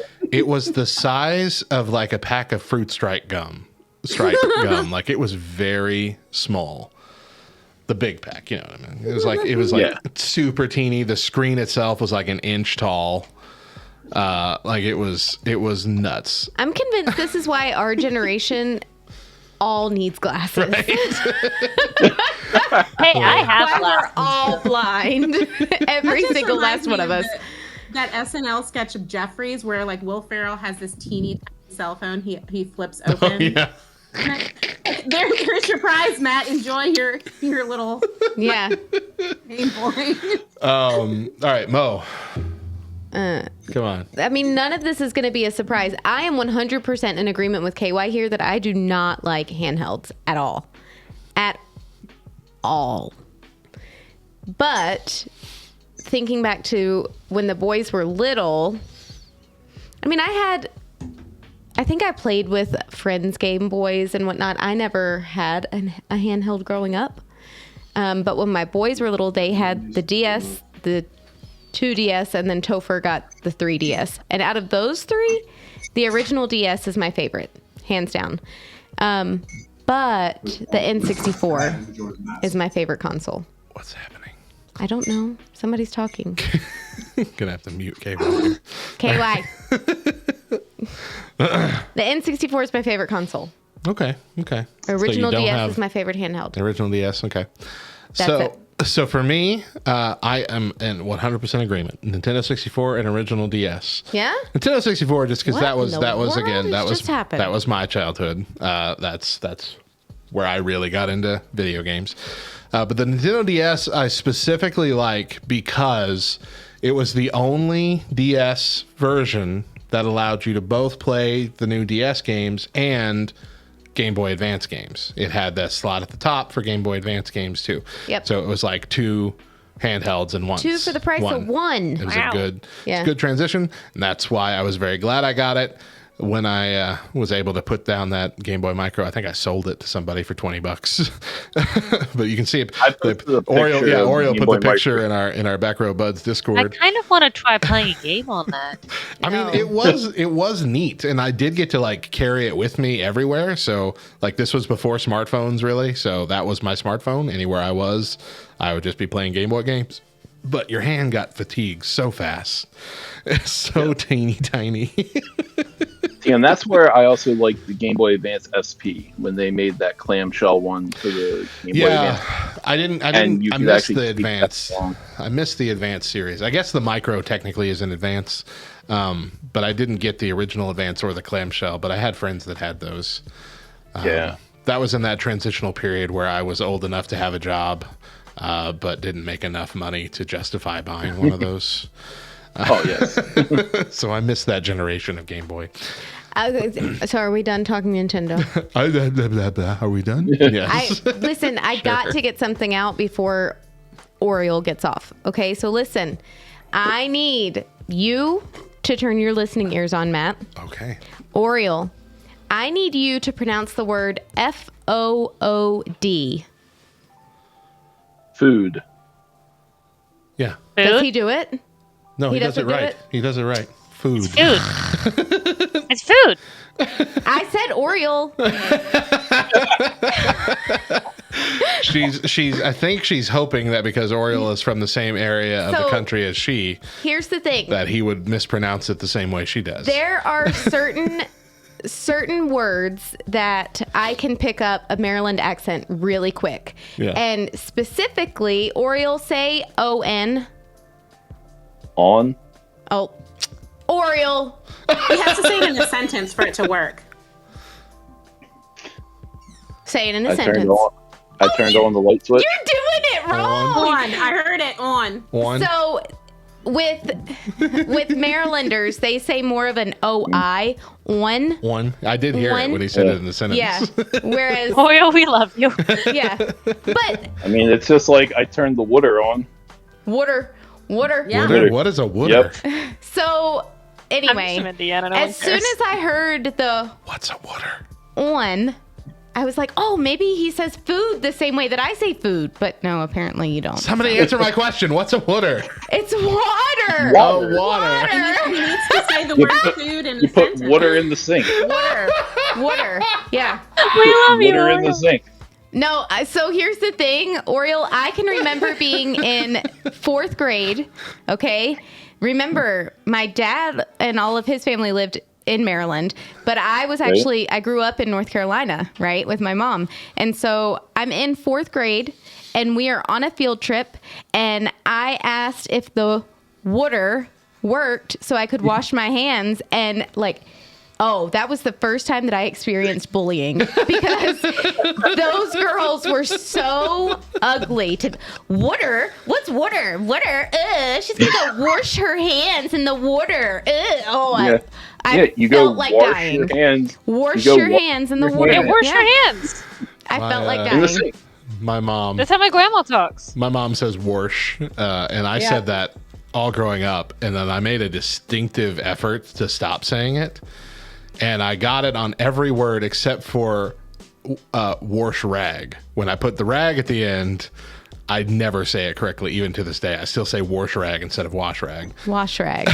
And it bugs me no end that I can't get that little bit of country, little bit of backwoods out of my vocabulary. It's not backwoods, though. That's the thing. It sounds backwoods. It does sound... It's actually, I don't know. Oriole, what is Maryland considered? I really hate. Because it's south of the Mason-Dixon, but it's technically the north. I hate that argument. Is it? Yeah. Yeah. It's south of the can't talk. Mason-Dixon. But it's not really southern. It's not southern at all. It's not really northern either. So now a lot of people just call it the Mid-Atlantic. Shoot. That's no one knows what to do. That's true. Thraid's over here solving my problems that I've had for 20 years. What? She's basically saying, don't say rag, say cloth, say washcloth instead of wash rag. I mean, that makes perfect sense. Nobody says wash rag anymore. That makes anyway, perfect it's sense. a washcloth. I'm gonna start saying washcloth. Sheesh. No, and now Daedria's gonna go, what's a washcloth? What are you talking about? KY says we need to all try how we say. Oh, okay, yeah, this is a good one. Crayola thing. Yeah, this is a good one. Okay. Crayon. Yeah, I say crayon. I say crayon. Crayon. One syllable. It's crayon or crayon? Crayon. Crayon. 2 syllables. Crayon like a cranberry. Crayon. Crayon. Some people say crayon, some say crown. Like Oriole, crown. what do you say? Crayon. Oh, okay, yeah. Yeah, all right, you can see. I think this area, this region, is big on crown. It's a crown. Yeah, I think this region is, yeah. So crown. I actually asked one of my students today. She said, she had something in her backpack and a crown. Oh, she said, I have another bow in my backpack and a crown. And I was like, do you mean... How highly do you think of yourself? Because your grades are pretty bad. And so I had to ask her, I said, okay, but like a crown that you wear on your head if you were a princess or a queen? And she goes, yes, Miss Megan, what do you think I meant? I said, well, what do you use to color your pictures with? A crown? And I was like, exactly. It's the same word. Oh, wait, hold on. Wait. Thing. She did have an actual crown in her backpack? Yes, a crown. That's why she put the two things together, a bow and a crown. You'll get used to it when your daughter's older, Matt. Oh, my gosh. Yeah. I mean, my daughter's going to be very self-deprecating. Of course she has a crown in her backpack. Self-rescuing princess.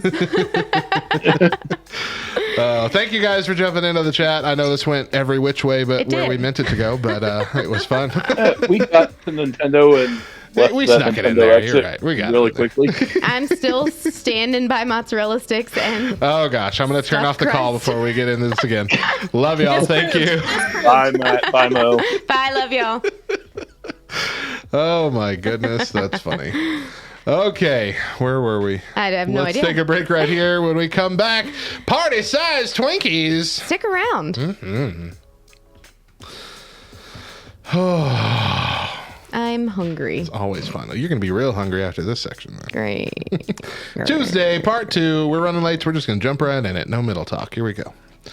Welcome back to the Back Row Morning Show. I'm Radio Matt. And I'm Mo. And we've changed some things up for this new season, including what we record live on Twitch. Each week we record our shows the Friday or Saturday before with our friends here on Twitch. Follow us on twitch.tv/LTN on air to be notified when we go live. And join our Discord at backrowdiscord.com for after the show discussion and even opportunities to be on the show yourself, just like our last segment where we had our friends arguing on Discord.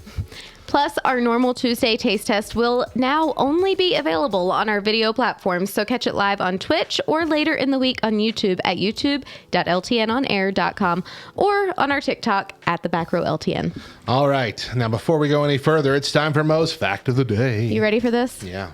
Cotton candy is healthier than most desserts.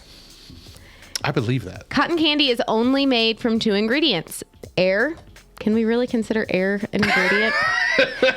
And colored sugar. Isn't that what carbonation is? Isn't it mostly air? Sure, I guess not. No, there's got to be something else in that. But that basically means that there's no fat content at all in cotton candy, and there's actually much more sugar in a 12-ounce can of soda than an average cone of cotton candy. Oh, there's more sugar in a 12-ounce can of soda than so many surprising amounts of bad food. Yeah.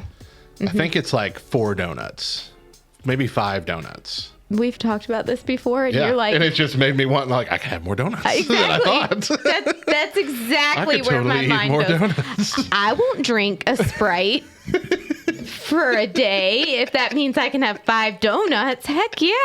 I've already allotted myself this amount of sugar. Exactly. Oh, man. That was my fact. That was good. Yeah. Now it's time that we come clean and admit that we are major junk food nerds. And every week we like to showcase and talk about junk food that has been recently announced or even spotted in stores or on menus. You know, that fact did actually make me feel better about our recent trip to the circus, because I did devour an entire bag of cotton candy myself. You were just eating air flavored with sugar. Air. Yeah, mostly. That's it. Mostly flavored air. That's like my carbonated waters that everybody gives me a hard time about. This was also my first experience, with a big bag of cotton candy for my boys. Eli handled it okay, but Johnny was just a solid sticky mess. It was so bad. Don't like cotton candy for small children. Yeah, it was a bad decision. For some reason, you don't see them doing it, but at some point, kids just spit directly into their hand, and then they stick their hand in that bag of cotton candy, and that cotton candy gets all hard and crystallized, and their hand becomes a cotton candy hand. It's just one big disgustingness. It's quite a mess. Yeah. But he loved it. It was fun. All right. Yeah. So we're going to kick off today's Junk Food Tuesday with Hostess re-releasing their giant Twinkie baking kit, where you can bake a huge Twinkie loaf cake with the cream filling. I think I'm okay. Available at Big Lots and Maynard's. You know, I have seen this at Big Lots. Yeah. Yes. Seems like a Big Lots item. Yeah. But I think I'm good. Take that however you wish. I bought a lot of my Christmas decorations from Big Lots this year, okay? So... Doesn't surprise me. Aldi is selling Shamrock Farms pecan pie flavored eggnog. I'm so proud of you, right? I did that for you. Because I've been mean to you. It honestly sounds really good. Yeah, I would try this. Yeah, for sure. But you don't even. What? What? You would try this for sure? I tried normal eggnog for you for sure. Didn't I? Thanks, Matt. Yes, but that's what I'm saying. It was just a year ago that you had eggnog for the very first time, and so for you to say, I'd try this for sure. It's like. Can I reap some of that claim? Absolutely. I feel like you could reap all of it. Because if that experience had not happened, I would not have said that. I didn't hate it. It wasn't great for me, but I didn't hate it. I didn't gag on it or nothing. It was all right.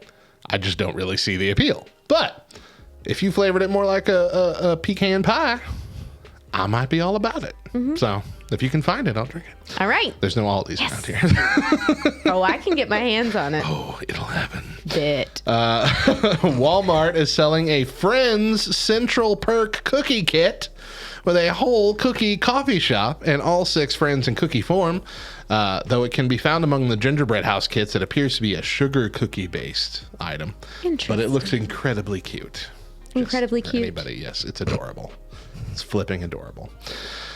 Speaking of cookie kits, Oreo has released a kit. Oreo has released a kit for a whole Oreo village, including enough kit items for 5 Christmas cookie buildings. They're a little smaller, but like you make your own little village. It's really neat. I know. Let's see here. There was a day that we were playing Among Us, and it was like the first time a younger kid, a particular younger kid had played with us, someone's son or whatever, and he kept calling Oreo during the game, and I remember loving that. And now it just came back to bite me. Now you understand how easy it is. He also said it like it was like some snark, like he was trying to tell him. It was like, well, Oreo was near the body before I was. Yeah. Oreo. Back to Hostess. They have launched a new Boost Jumbo Donuts line, caffeinated donuts, in the flavors of caramel macchiato and chocolate mocha. Each donut has the same amount of caffeine as a cup of coffee. So, yeah. That. Okay. Hostess has also launched a new strawberry cheesecake baby buns package and a Devil's Food Jumbo honey bun, which I don't understand. Is it a Devil's Food chocolate honey bun with honey on it? Is there honey? I don't feel like these two things pair well. Yeah. At all. I don't. Unless it's just the brand name and it's not actually honey, and this is like a chocolate glazed Devil's Food thing, or even just a normal glazed Devil's Food thing, that'd be fine. But if this has honey on a Devil's Food chocolate roll... Okay, no, I think that okay, going off of what you were saying, I don't think the brand is Honey Bun. I think it's a honey bun, but I think the brand is Devil's Food. No. I really do. Because when you read it, Devil's Food Jumbo Honey Bun.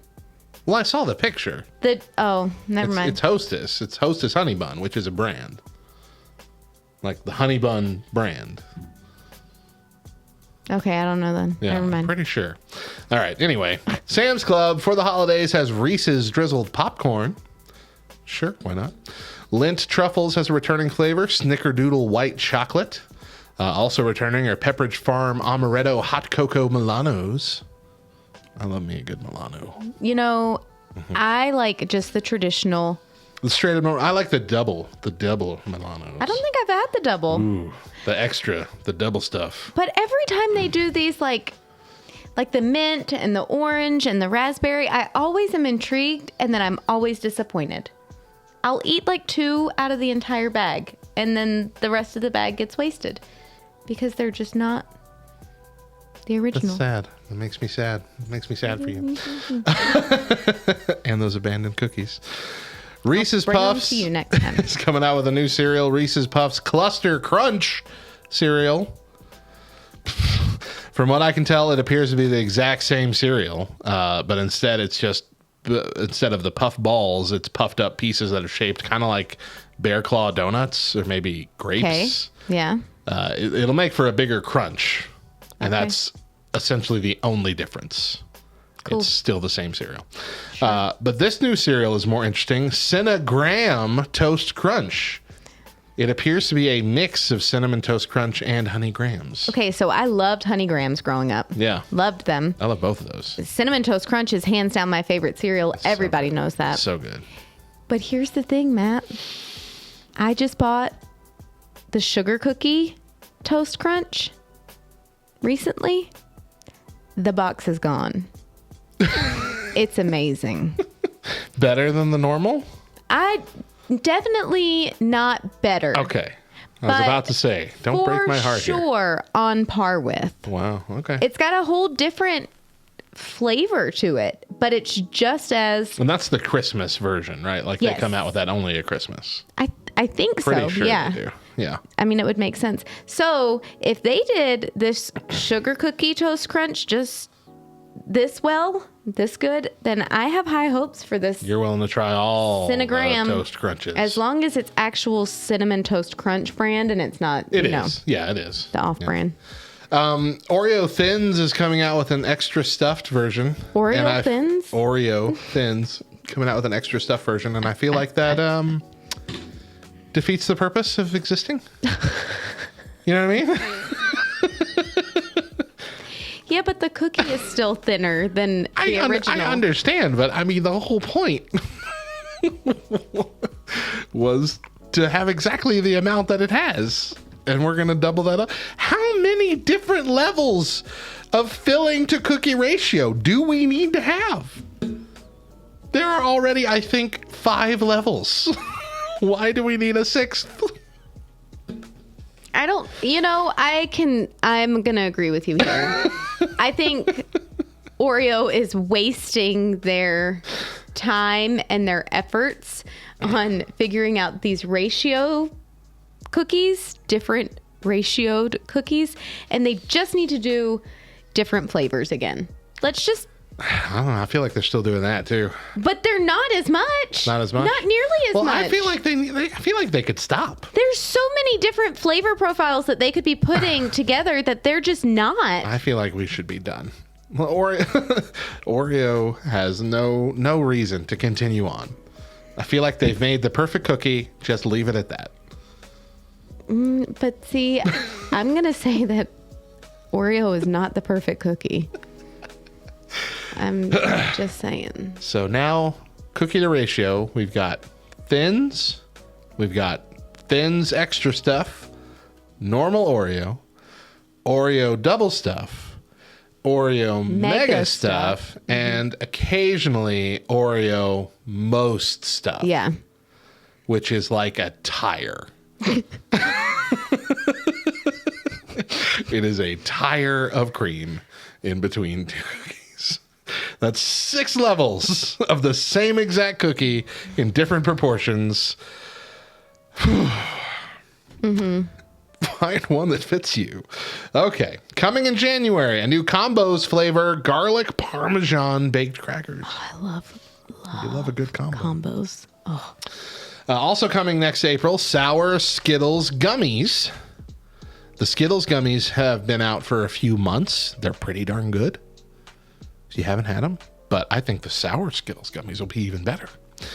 And rolling out everywhere now, sour Skittles, the normal kind, are getting a slightly redesigned package as they also return to the original lime up, dumping green apple and returning lime back to its original glory for good.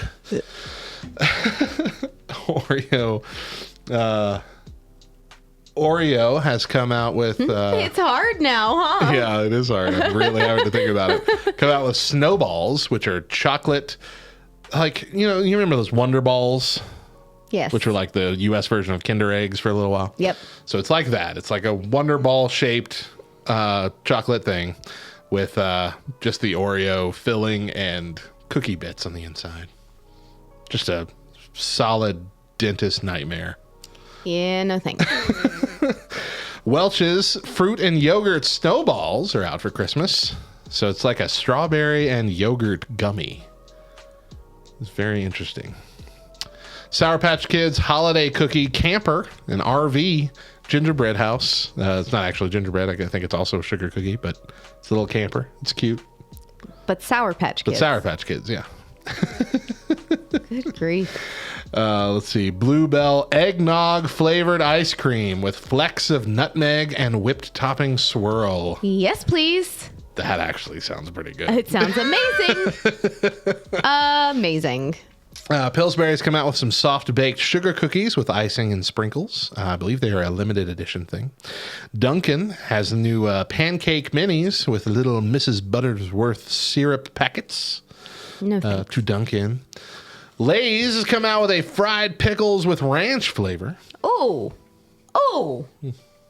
Yum. Is that a good ooh? Okay. Yes. Oh, man. Let's see. What else? Little Debbie lineup.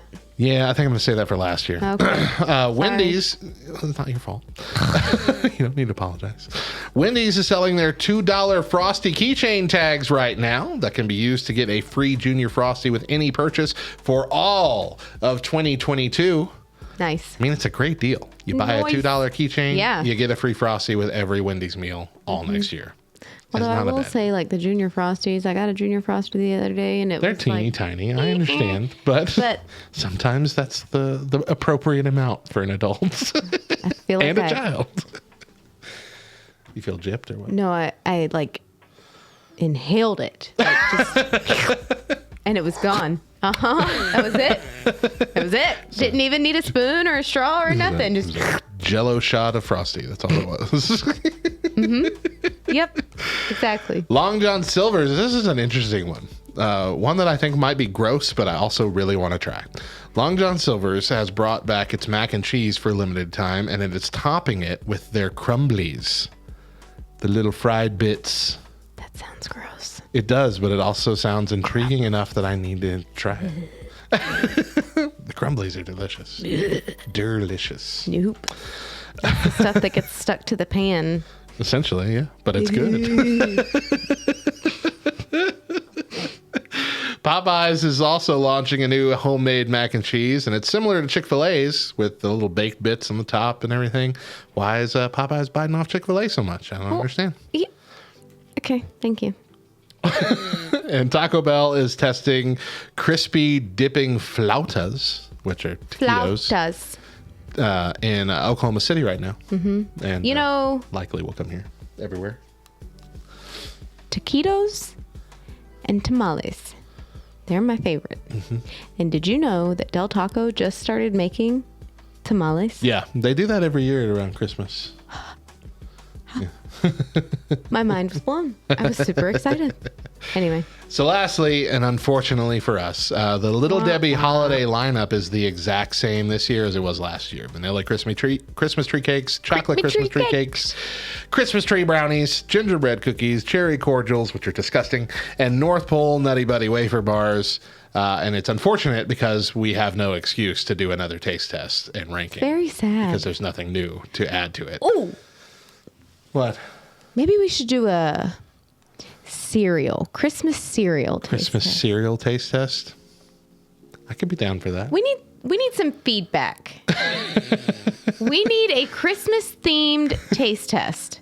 So not just taste test, but taste test like ranking competition. Yes. With at least 4 or 5 options. I say 5. Yeah. 5. At least 5's a 5. good number. Yeah. 5's a good solid number. So let us know. What can we do? What should we do? Because we got to do something. We got to do something. Mm-hmm. That'd be good. Because we're going to be recording our final episode, and that's our Christmas episode for this season. And we need to know what to do because it's just a one-off show. Like it's not going to be a part of like the 3-day like main topic because it's a Thursday show this year. So we need to know. Oh gosh, we need to know. Lost my breath. You okay? I'm good. I'm all right. Christmas versions of regular candy. Most of those are just red and green. Yeah, you know there's not a different flavor to them. I mean, I'm sure we could find 5 of those. I'm really liking cereal. Christmas candy for other cultures. That's not a bad idea, except it's probably too late to pull that off. New flavors. Okay. We'll see. Turducken taste test. I mean, if we get some really phenomenal taste test from, our new Aussie friend, that could be fun. Okay. Let's see here. That's everything. That's the whole list. That is it. Let's take another quick break. When we come back, how do we handle the gray areas of life? Stick around. Again, that's our main topic for the week. You're going to have to listen to the shows to hear those discussions. Okay, for real, is Turkish Delight actually good? Because it looks gross to me. The name grosses me out.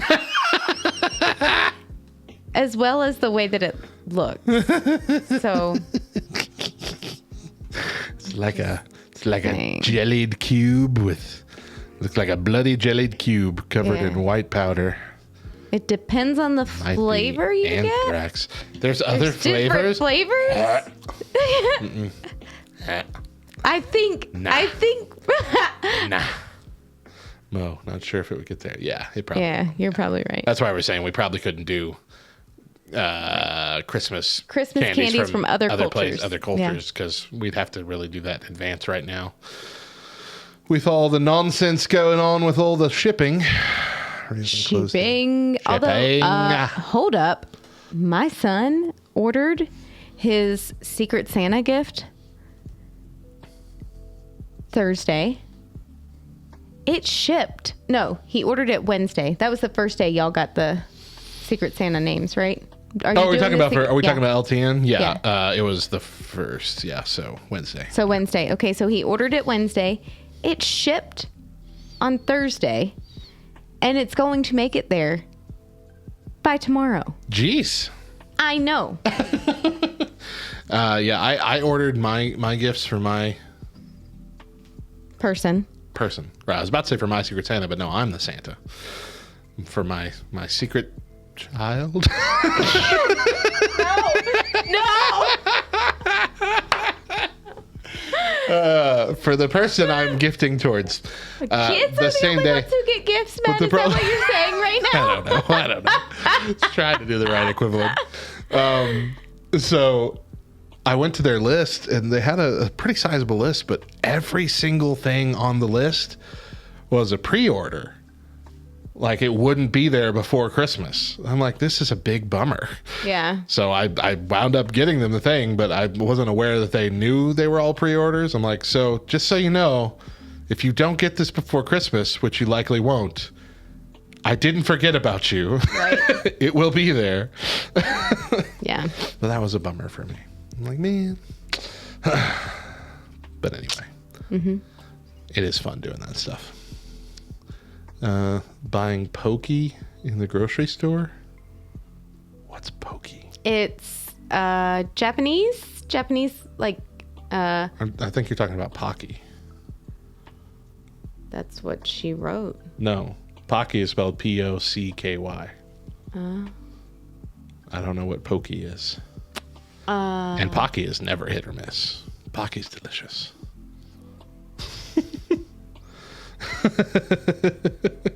Get some Pocky.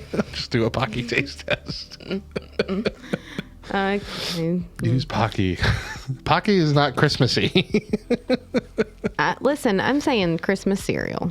I think Christmas cereal is a good idea. But look, KY is doing all the work for us here. She's already doing a whole bunch of lists word of all the Christmas stuff. Dang. I'll go back. I'm reading. We can go back and get it. It's fine. Is it fine? Because that looks Reese's peanut brittle cups. Yeah. Have you not seen them? No. They're here. Yeah, they're here. I did try something without you. I tried the Reese's with the potato chips in the inside. Is it good? I mean, it's fine. It's like the Reese's with the pretzel. It's like that. Yeah. It's underwhelming.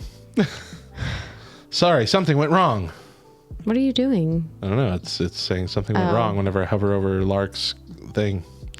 Do the green matcha Pocky. Covered biscuit? Okay, so she was saying Pocky. She said I do misspell things. Okay. Ha. I'm sorry.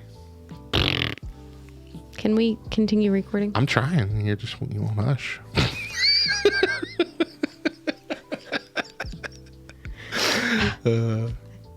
Rise and shine, nerds. Welcome to episode 422 of the Back Row Morning Show, part of the Love Thy Nerd Podcast Network and the official exclusive morning show for LTN Radio. I'm Radio Matt, the station manager and chief radio nerd. I'm 18 years saved, 16 years married, 11 years recovered, 7 years a father, and 36 years a nerd. And I'm Mo. A lot of things wrapped up in one small yet loud package. Your very own casserole of a co-host, doing my best to bring the best. But one thing I'm not is good at math.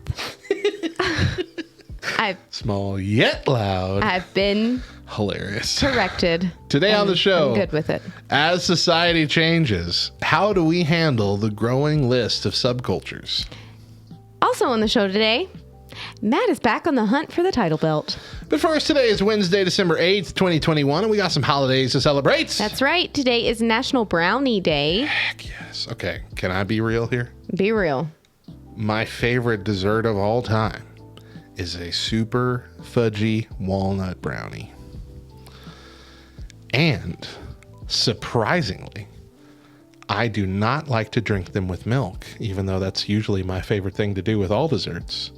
I like to drink it with a glass of water. I know, you've said this And that's before. so weird because I remember that being mocked in a Got Milk commercial when I was a child. Yeah. It was some kid like breaking into like a brownie factory or something and eating a whole bunch of brownies right off the line. And then all it had was glasses of water to drink. And he's freaking out because he doesn't want to drink the water. He wants to drink milk. And like that actually got me to try it with water the next time we had brownies. I'm like, this is good. I don't know what everyone was complaining about. I mean, I also prefer to drink water with my brownies, but that is because I'm lactose intolerant. So, Yeah, but this is like a actual taste preference Yeah, for someone who loves milk. I get it. Also, you ruined the brownies by saying walnuts. I love walnut brownies. You don't like walnut brownies? You know, Oriole said the same thing. I wish I was with you until you added walnut in there. It hasn't been until recently that I've started to wonder if I have, like, I don't want to say an allergy, but something to specific kinds of nuts, because they will make the roof of my mouth, like, almost feel filmy, like, yeah, like waxy. Do you know what I mean? Are you following me? I mean, I know the feeling you're talking about, but I didn't know that could be caused by walnuts. Yeah. Walnuts and pecans and pistachios. They all do the same thing. I don't know. It's weird. I can eat peanuts. I can eat almonds.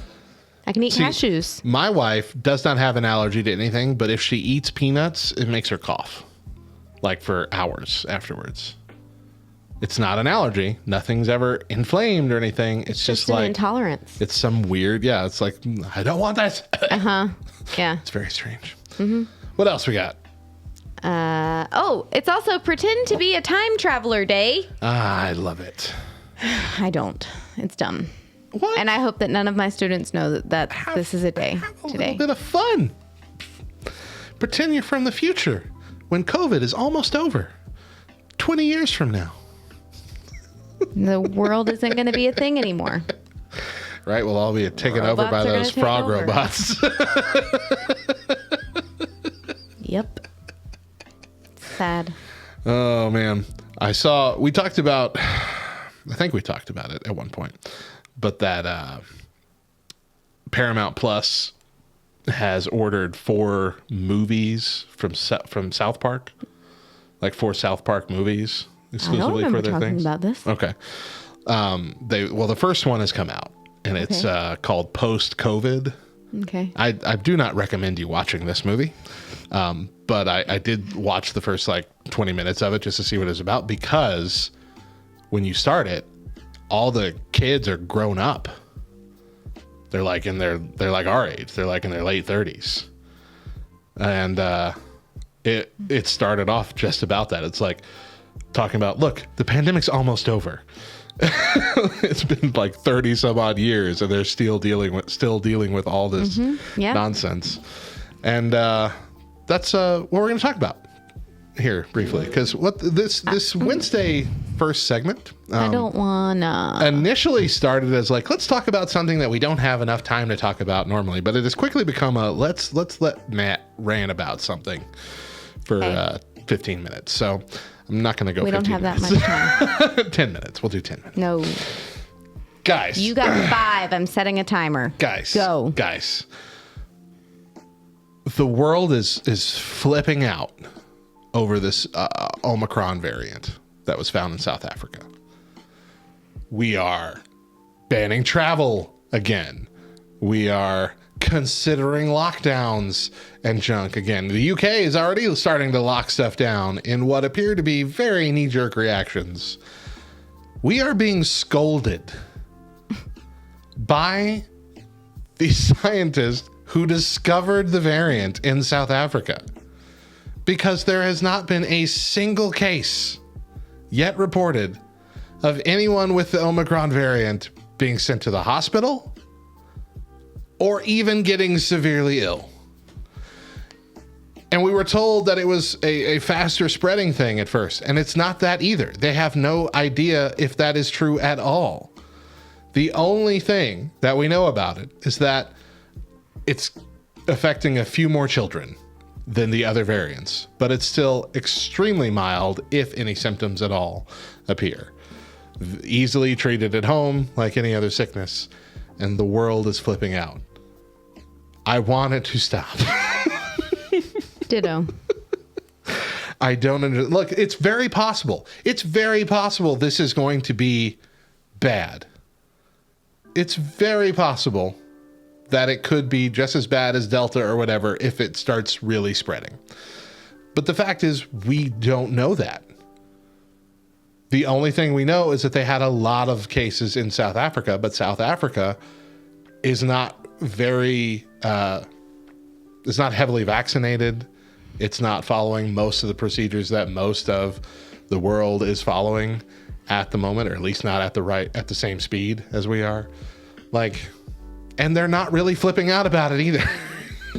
South Africa is not freaking out about it.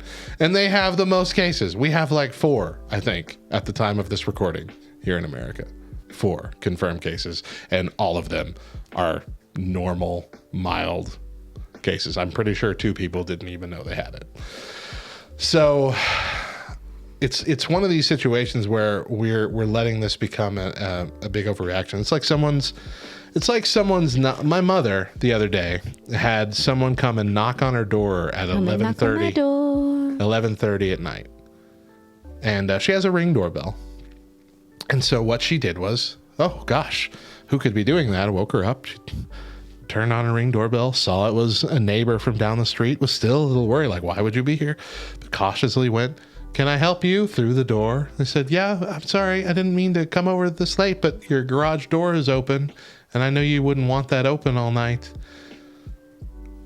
She was cautious. She did it safely to find out what was wrong. Found out there was a small problem and fixed it. Alternatively, she could have immediately called the police. Yeah. Pulled out a shotgun, blasted it through the door without saying a word, and destroyed her home and turned an innocent person into a piece of Swiss cheese. One of them's an overreaction. One of them is a cautious examination to find more data before we flip out. Be what my mother did, not what my mother could have done. America and UK and everywhere else that's freaking out. Just had to get that off my chest, guys. I'm sorry. Yeah. Are you feeling a little bit better? When I was feeling lighter. When I was a teenager, just out of high school, starting college, I had a blog that quickly devolved into a very political, very social, policy type focused thing. And I would go off on these rants for I would spend all day posting hundreds of things. And of course I'd be arguing with people online and all this kind of stuff. And since joining CR and since having, my own failings in life and realizing, just because somebody disagrees with you politically or socially or whatever, that doesn't mean you need to treat them like crap because they have their own journey that got them there, all this kind of stuff. Really? I have kind of put that by the wayside.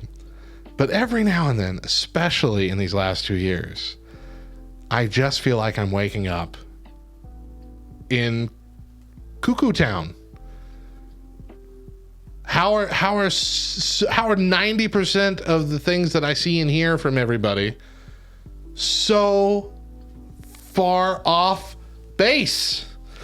from what reality clearly is.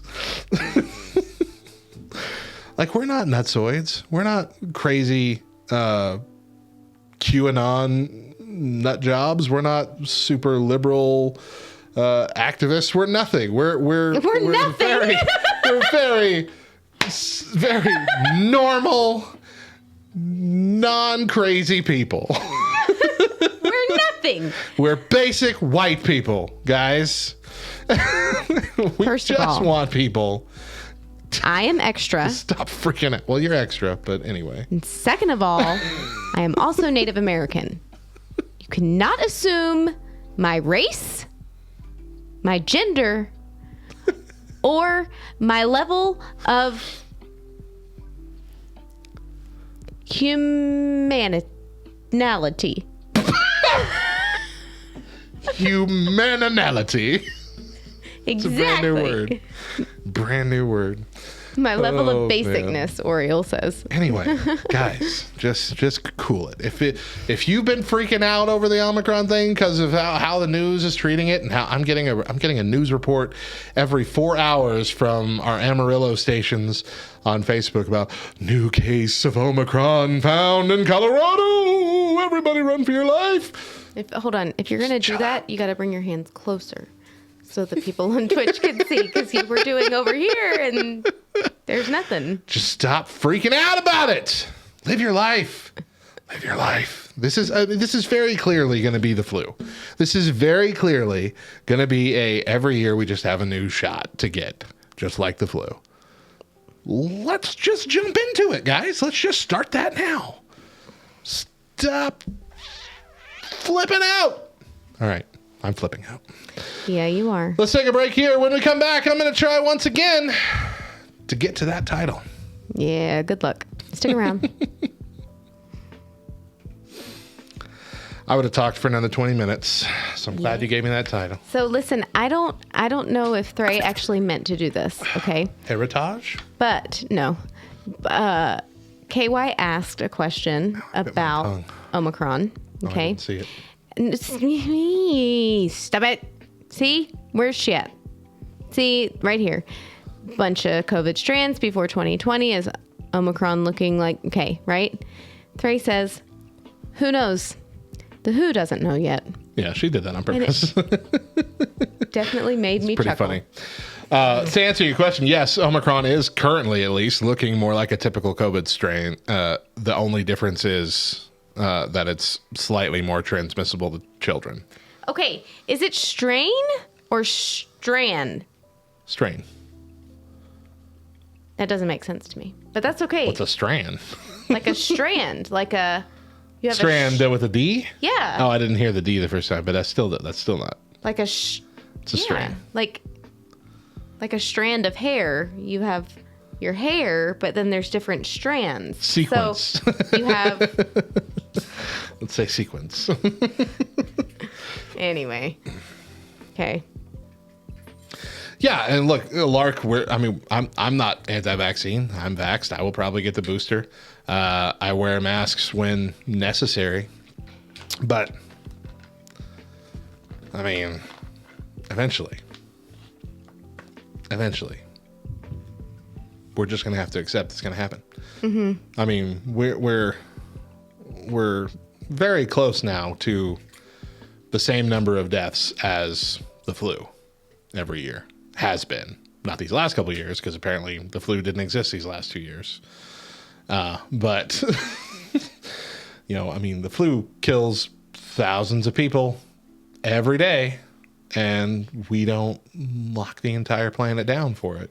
Yeah. It's just one of those things that exists in life that is tragic, but we have to deal with, and we can't continue to kill our economy and everything else because of it. Yeah. That's the end of my soapbox. We're going to move on to fun stuff.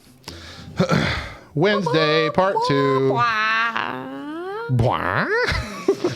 already threw the paper down. I'm glad that you said part 2, because that was me. Wow. I need that paper still. Okay. Where are we at? I can find it here.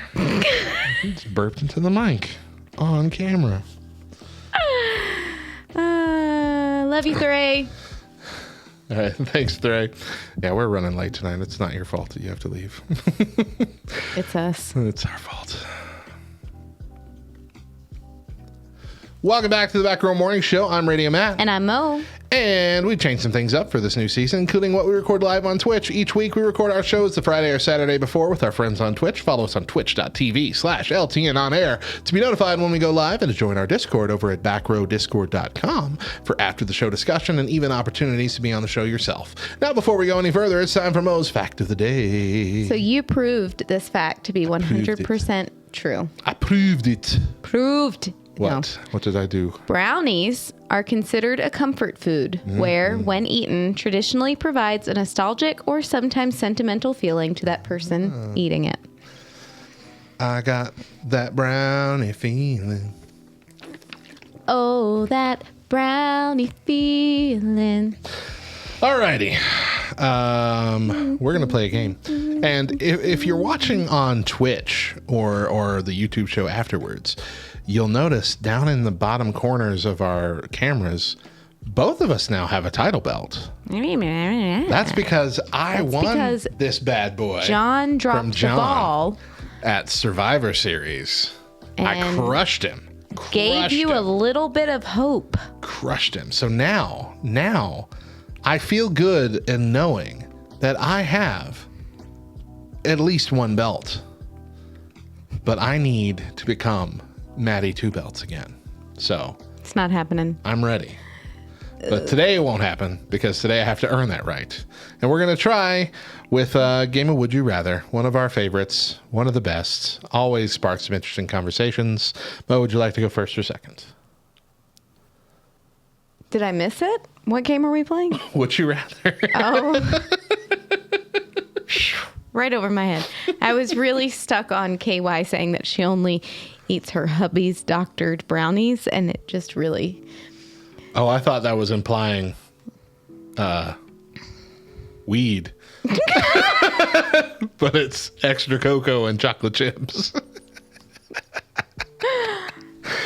Doctored brownies? I mean, that sounds like medical marijuana brownies. That's what that sounds like. Okay, yeah. Am I wrong? Am I wrong? Am I wrong? Where's the lie? Where's the lie? You're going first. I'm going first. Okay. All right. Are you ready? I'm ready. Are you ready? Yes. Would you rather be homeless with only underwear or be wanted for murder and be on the run? What the heck kind of question is that? Those aren't even similar. It's your very first question. Would you rather be homeless and only underwear or be wanted for freaking murder and on the run? Mm-hmm, I would rather be homeless, I feel like. Okay. Yeah. 52%. Only 52% said they'd rather be homeless than be wanted for murder and on the run? Mm-hmm. Yeah. Holy cow. Mm-hmm. I mean, I'm taking the victory, but I'm not okay with the results. 58,000 men would have rather been wanted for murder and on the run. I guess I don't look good in underwear, guys. I'm sorry. Wanted for murder doesn't necessarily mean that you murdered someone. You could be wrongly convicted. But if I'm on the run, then it doesn't matter really if I did it or not. Because sure, I'm gonna get in trouble. I'm gonna get in trouble. I'm gonna prison. Okay. Wanted for wanted for murder, but at least I got pants. Yeah. All right. Would you rather be only able to speak loudly, hey, story of my life, or be only able to whisper? Only able to speak loudly or only able to whisper? Would you rather be Mo or be Daedra? I'd rather whisper. I'm going to go with that. Yeah, 52% of people agree. Still only 52. That's... Yeah. You'd be so obnoxious if you're yelling all the time. Hold on. You did that purposely, didn't you? I did. You'd be so obnoxious. What? All right. Would you rather never again use social media sites or apps or never again watch another TV show or movie? The first one. 57% agree. All right. There is hope. Hope for this world.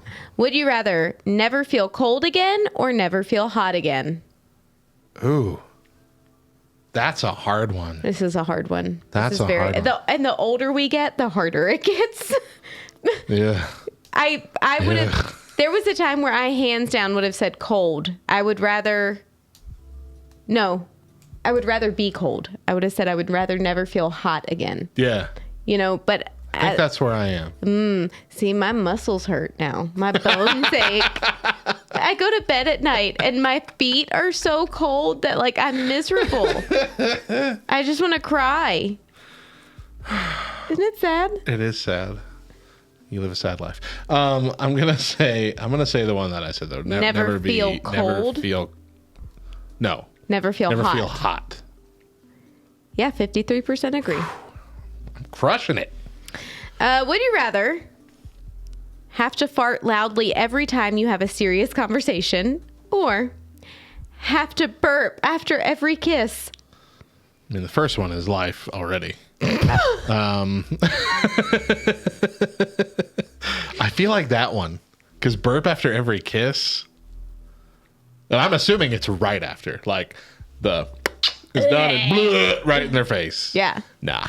You would rather fart? I'd rather fart after in every serious conversation. Nope. Oh, how much? 57% would rather burp after every kiss. Here's the thing.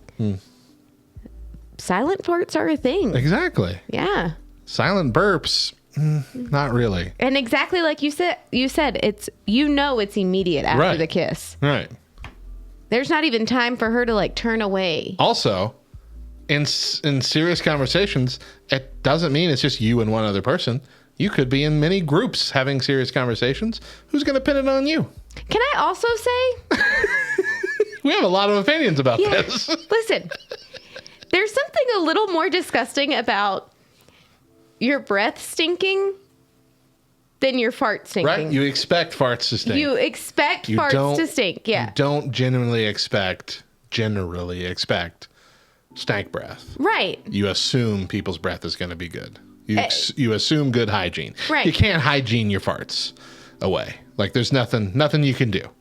That stuff's happening on the inside. But you can't scrub it. You can't brush your butt and your stinky farts ain't going to stink anymore. There's nothing you can do about it. Yeah. Mm-hmm. Where's the lie? Where's the lie? I mean, it's true. All right. Are you ready? I love all of our opinions. There's an ad. There's an ad, everybody. This is actually a fun game. Have you ever played it? Where you like carve things? Yeah. Can we play the game? Not that game, but the actual game. There's no X. There we go. There it is.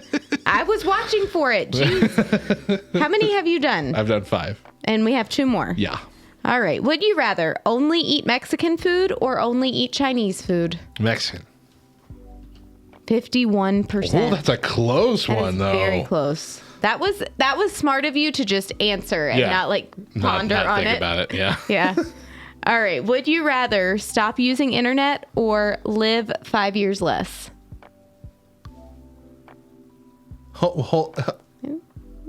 Okay. I'm sorry. I was thinking of that backwards. It sounded like they were both. Like one of them would still be bad in the other. Like, I get it. No, I'm sorry. So either live life 5 years more with internet. Without the internet. Without the internet, yeah. See, that's what I was doing in my head. What you just said. I was putting them both together. Like 2 good things and 2 bad things. Okay. Or have the internet. No, sorry, that was the first one. I'm so confused. Or I'm going to say... would you rather have 5 years internet less. and die 5 years sooner? Less. Yeah, okay. 5 years less. Correct. 56%. Whew. That was hard. It was difficult. I almost ran the gamut there, Mo. I got 6 out of 7. So you got to do real good here. Would you rather sing like an opera star or cook like a gourmet chef? Cook like a gourmet chef. 74%. Wow. I really would have assumed it was singing. Like an opera star? No. Maybe like Christina Aguilera, but not. So hold on. Britney Spears was actually the first one that came to my mind. And I was like, no, Britney's the dancer. She sings okay, but she dances far better. Christina Aguilera has the better voice, but dances like garbage. So then I started thinking it was like, you should have said Mariah or Whitney. Jeez. See, Mo doesn't even need us for these conversations. She's got it all happening in her head. Exactly. All right. Number 2. Would you rather spend the night in a luxury hotel room? These are 2 good things. Or spend the night camping surrounded by beautiful scenery? Oh. This is positive, would you rather? Yeah, but what kind of people answered? Like...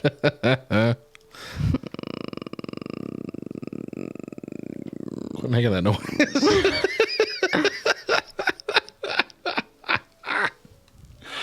Come Matt, on. I don't It's not that know. hard. Luxury hotel room or camping in a beautiful scenery? Okay, camping. No, it's not camping. It's luxury hotel room. Your final answer. I'm going to click it. I don't know. How is this the hardest one? I don't understand. Because if it's camping, it's still camping. Like, is it in a tent on an air mattress? I can't think camping because I just assume camping. And that's great. Yeah, I would do that because that's almost luxury hotel room. I just don't have a maid to come in. But with my luxury, you ain't been in my camper. I've been in some pretty good nice campers. Good nice campers. I'm saying a luxury hotel room. Are you sure? Yes, just go. Correct. Good job. 53%. Man. Would you rather have more time or have more money? Why can't I have both? Don't make me would you rather? I mean, I know exactly what's the point of time if I don't have money?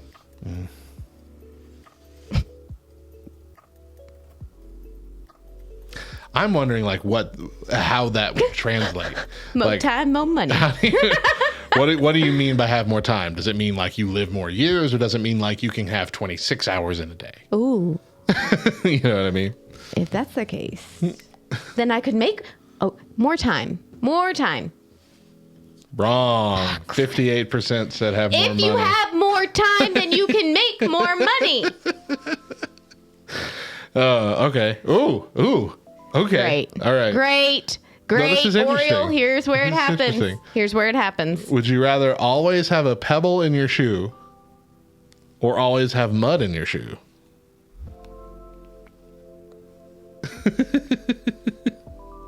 I'm saying mud. Mud? No.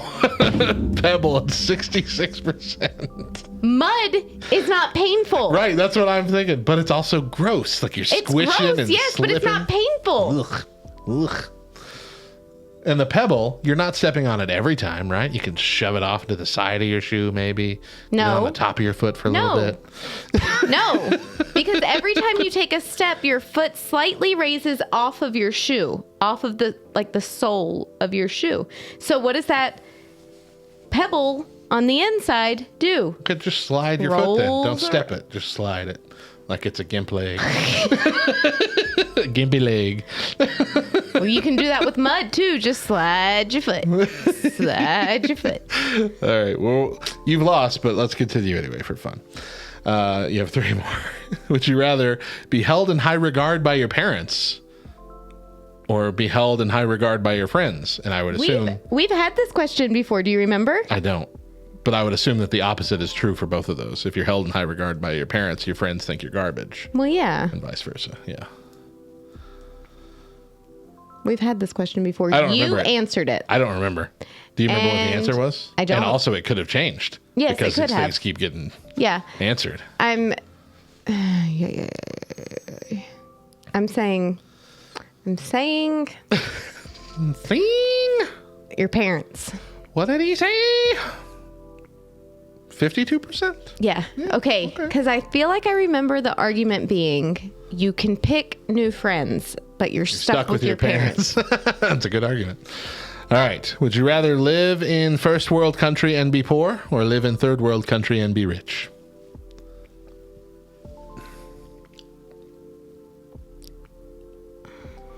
I mean, am I just kind of poor or am I poor?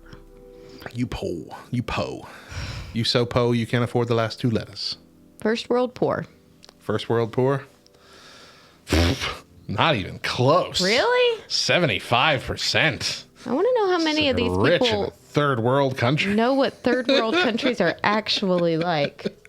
And what it takes to be rich in them. $20 Y'all? and a hot sandwich. You rich. All right. Be famous for inventing a new deadly weapon or invent something that helps the world, but you don't get any credit for it. I mean, a deadly weapon doesn't have to be a bad thing. A deadly weapon is also a weapon of protection. Yeah, but if it's a new one, I feel like all the good ones are already invented. You know what I mean? New one's got to be like a micro bullet that is actually a bomb that explodes from inside. Stop talking. Stop talking. You're going to give somebody somewhere an idea. Stop talking. Living robot organism that's the host. Takes over their body. Zip your lip. Zip it. Lightsaber? No. Dude, no. Lightsabers, Oriole in our Twitch chat is saying lightsabers would be good. No. Can you imagine? We've talked about this before. Every single first timer with a lightsaber is losing an arm. Yeah. Like, have you ever tried to swing nunchucks? I know you hit yourself within the first 2 minutes. Yep. If it's a lightsaber, you're gone. You're dead. You're gone. You're dead and gone. You're losing at least one limb. At least. At the very least. Okay, I'm going to say more people said the good person one. To invent something but don't get credit? Yeah. Okay. Correct. 58%. But they're wrong. They're wrong for picking the good person one. Exactly. Yeah. I also want more money. All right. Well, 1 wrong to 3 wrong. So I need the paper. Don't freaking use it like 5 weeks in a row. Don't rip it apart. Mo's upset. Mo lost it because I showed the scores on the camera. Here, you need to scroll up in the comments, please. Why? What happened? Can we do it after we go to comments? To comments. Break. To comments. Now it's time for comments. Let's take another quick break. When we nope, that's your When line. we come back, we'll talk about how the world and the church's perception of the world has changed and how some gray areas might be destined to remain that way. Stick around, and if you want to know what we're going to be talking about here, go watch the YouTube video later. Okay, scroll up in the comments. Up. Keep going. Stop. It's okay. This is how it always goes. Matt wins week 1, but then Mo will win next week and keep the belt. That's true. But this is the first time in recent memory where Mo has remembered that she wants to go second because she believes that going second gives her an advantage. She almost never does that in the first week and only remembers to do it in the second week. So now it's a whole new ball game. That's what I'm thinking. 2 belts. Maddie 2 belts coming next week. I karate chop your 2 belts. Okay. Let's see here. What do we got? Part 2. That's what we just did. Okay. I got 3 wrong, Oriole. She got 3 wrong. She legit got 3 wrong. You miscounted. Part Sadly. 4. We need a question. Hardcore. We need a Twitch question. Ask us anything. Ask Best us question that you come up with, anything. we will use. Oh, that's a good one. Mo, how have you remained such good friends with Matt for so long?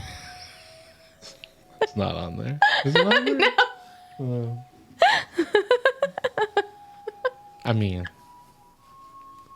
all right, good friends. Favorite ice cream sundae toppings? I know those immediately. Do you know those immediately? Sure. What else we got? That's a good question, but I'm looking for something scandalous.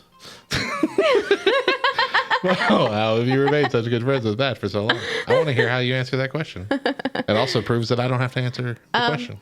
It has required a lot of humility, a lot of forgiveness, a lot of patience. I'm just kidding. I've remained such good friends with Mo because I really need somebody else to be on the show. And nobody else is volunteering. He puts his own feelings aside just to deal with me once a week. Best stocking candy. Oh. Best and worst car you've ever had. KY, are you like reading from a list? Are you reading from one of those email survey lists that we all used to pass around in high school?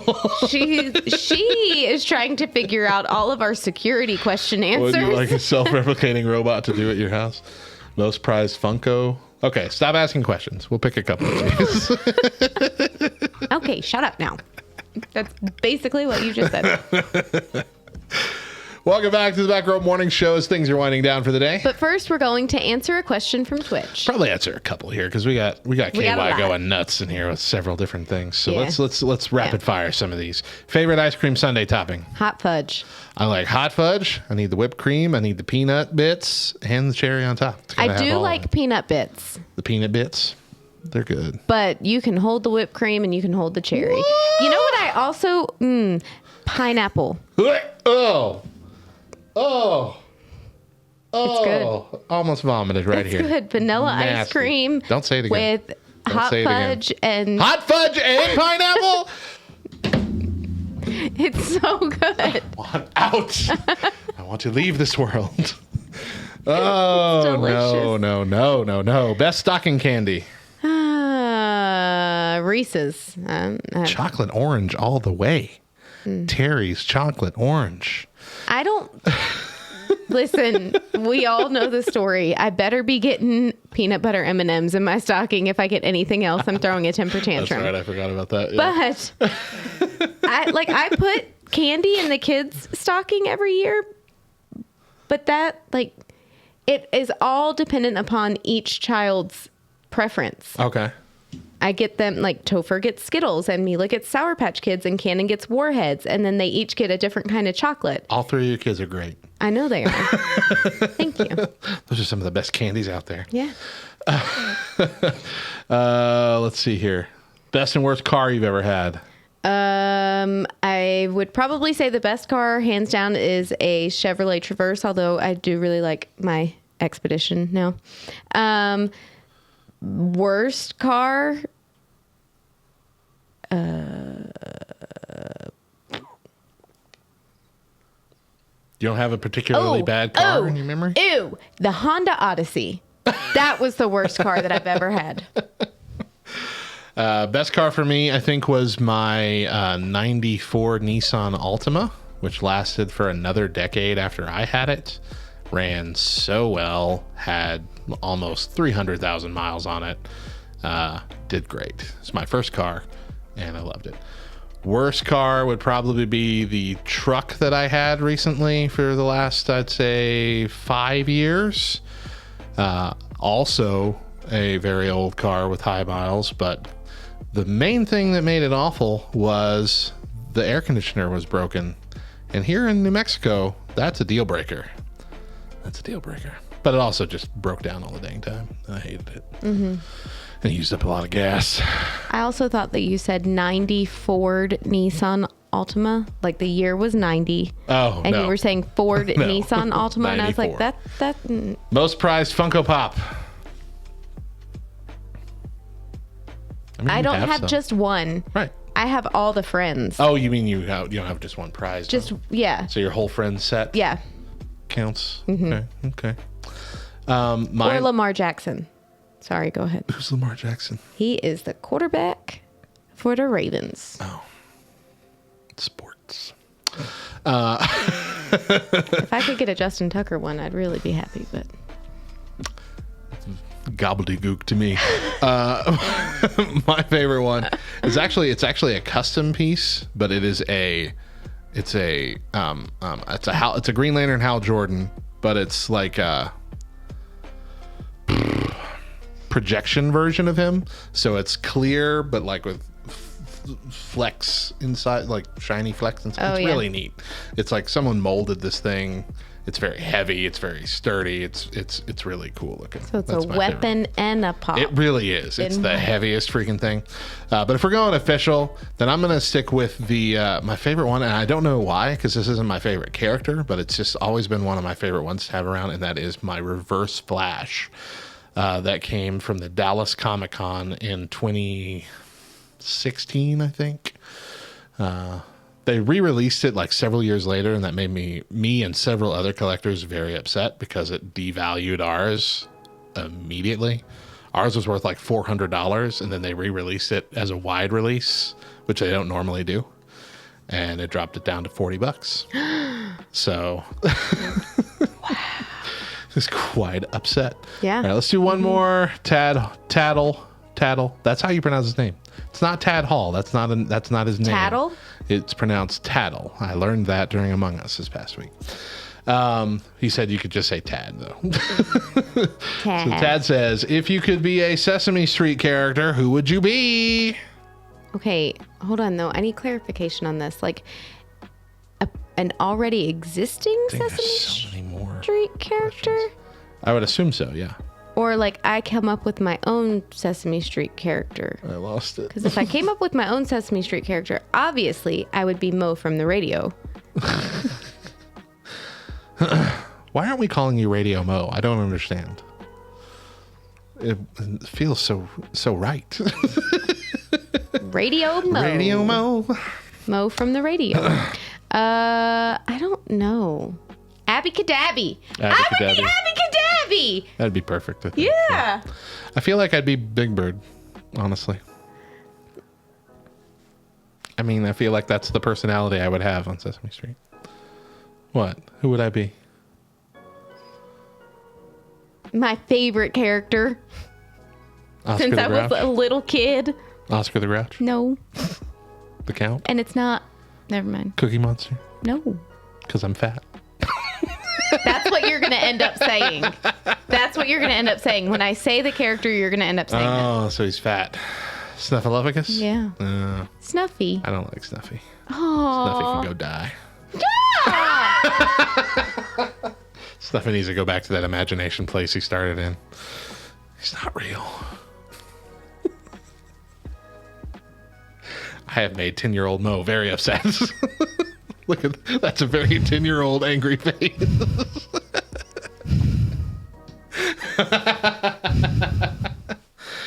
I also like Grover. I could be Grover. No, you couldn't. You're not Grover. You're nothing like Grover. You're more Hello, everybody! You're more like Ernie than you're like Grover. Boy, I sure am thirsty, bro. Rubber ducky, you're the one. Squeak, squeak. You make my time lots of fun. See, I correctly identified myself with my Sesame Street character. You're living in some imaginary world. Okay, yeah, you know what? I might be Ernie. I might legit be Ernie. He's always playing like tricks on Bert and everything. Yeah. Yep. You're Ernie. You're totally Ernie. Uh-huh. Okay, there are quite a few more questions in this list. I would ask that y'all save those for next time because that was a good one to end on, I think. That may have been the best question, though. That's a good one. All right, Mo, let's end with our verse for the day. Our verse for the day is Matthew 24:42. Therefore, stay awake, for you do not know on what day your Lord is coming. That is going to do it for our show today. Remember that we air first exclusively on LTN Radio, LTNOnAir.com, every Monday through Thursday at 8 a.m. Eastern with an encore at 10 a.m. But if you miss a day or just can't catch the show live, find the Back Row Morning Show podcast version on Spotify, Apple Podcasts, etc. Subscribe, rate 5 stars, and leave a review. Do it, and we will love you forever. And also, the podcast feed will offer a weekly highlight episode focusing on just our main topics for the week for those of you who can't commit to the full 3 hours. And make sure you're following us on all the socials. We're on Facebook, Twitter, and TikTok. Just search for @TheBackRowLTN and connect with us. Tune in tomorrow morning for the Back Row Rewind, where we'll bring you a classic episode of the Back Row Morning Show. We will be taking a few breaks over the next couple months, so shows won't be coming out as fast for the turnover into the new year. But we do have 3 solid weeks here in December that we're going to be bringing you shows. This week is over. We have 2 more coming up, 3 new shows next week, and 4 new shows on Christmas week, ending on the 23rd. So be there with us, but then we're going to take a big break because that's going to be the end of our season, and Love Thy Nerd requires that we take a break so we don't burn out. But yeah, we'll do all that, and we want you to be there. And that's all I got to say about that. Once again, I'm Radio Matt. And I'm Mo. And remember, if nobody else tells you, we promise it's true. Jesus loves you, nerd. All right, Twitch, don't go anywhere. One final segment just for you folks. Just for you. It's a taste test, and I really, really hope our Australian friend is still in our chat, because today's taste test is straight up. Straight up now, tell me, do you really want to love me forever? Oh, oh, oh. From Australia. Straight up now, tell me, is it really real eggs in my McMuffin? Oh, okay. He just redeemed a posture check a little bit ago, so I think we're here. That is my He's here. Parody. Right. No one is allowed to take it. Thank you very much. All right, y'all ready for this taste test? Mo, are you ready? Are you excited? I brought some weird stuff lately. Are you ready for this? Bum, bum, bum, bum, I have got Hubba Bubba flavored M&Ms. Okay. We talked about it on the show a few weeks ago. And it was my week for a taste test. No, you did your week, and then we had the Thanksgiving week, but that doesn't technically count as mine. Oh, wow. So it was both of ours. Marmite gummies. No, these are an Australian exclusive flavor. Hubba Bubba gum. From what's the website? Some website that specializes in this. That's where I got most of the things that we've tried recently. From my side. Okie dokie. Ordered a big old box full of things. But I'm big old box. Very excited. Very, very. Okay. Very, very, very. Oh, that's a weird smell. Ooh. The picture on the back is an M&M stuck in a wad of gum. So that's appetizing. All right. There's my handful. I have 6.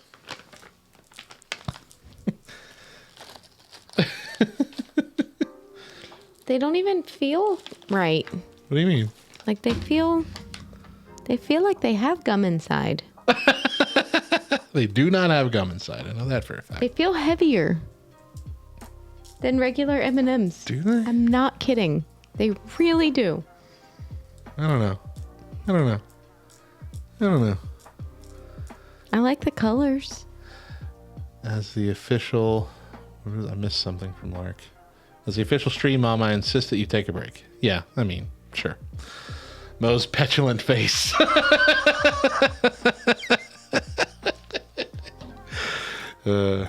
Oops, I dropped one. You might be right. I don't know if I'm just thinking it because you've said it or if it's true, but I didn't notice it at first, so maybe you're wrong and I'm just very persuasive. Easily persuaded, not very persuasive. That's right. That's what I meant to say. So you did it again. You persuaded me. All right, here we go. 3, 2, 1. Oh. Gum right away flavor. Okay, I'm very hungry right now, just FYI.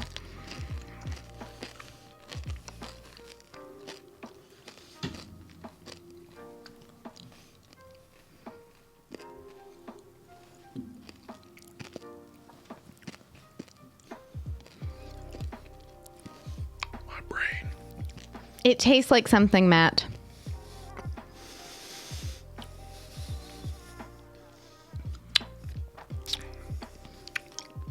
feel like I'm getting there. What does it taste like? No, sir. I don't like it.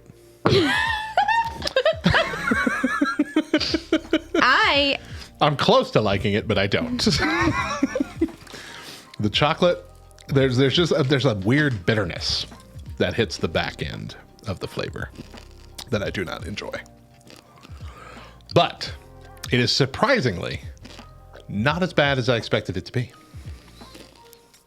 But I did want it to be better than that. Okay. It's almost a marshmallowy flavor. I still cannot pinpoint what. I'm not having the same thing you are. Like normally we have the same kind of feeling that it tastes like something else familiar. I don't have that feeling. So I don't know what it is you're tasting. Okay. I can't figure it out. But. Ah! Did somebody pinch you? It's Neapolitan ice cream. That is what it tastes like. Hold out your hand. I don't want to eat anymore. Hold out your hand. I already Hold out your hand and close your eyes and eat. I will have a big surprise. I don't want them. Close my eyes. Stupid. Close your eyes. You gave me 6 more? I feel like 2 would have been sufficient. Just stop talking and eat them.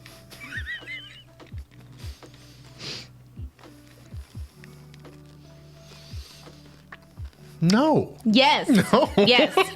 It does. We are not on the same page. So it does not taste like bubble gum. It tastes like strawberry. No, I taste bubble gum. Nope. It has an under. Yes, I do. I know what you taste. Just listen to me.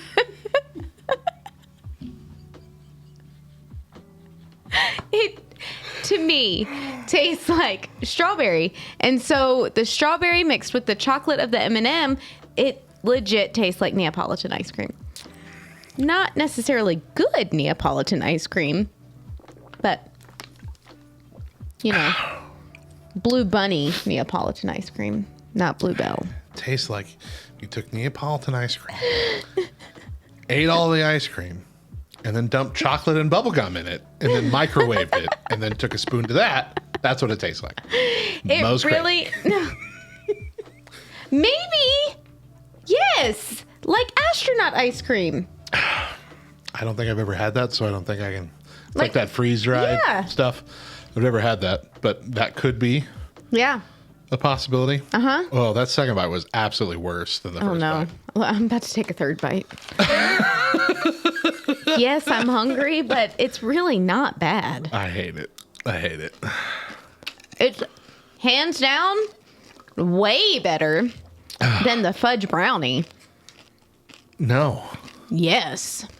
Because the fudge brownie is just the normal M&M. Exactly. Batter. That's better than this. A normal M&M is better than this. No. This is Neapolitan ice cream. I'm just letting you know. It's not. So, Tristan, if you've not had them yet, I need you and your wife and anybody else in your family to find some and try them and tell us who's right here. Please.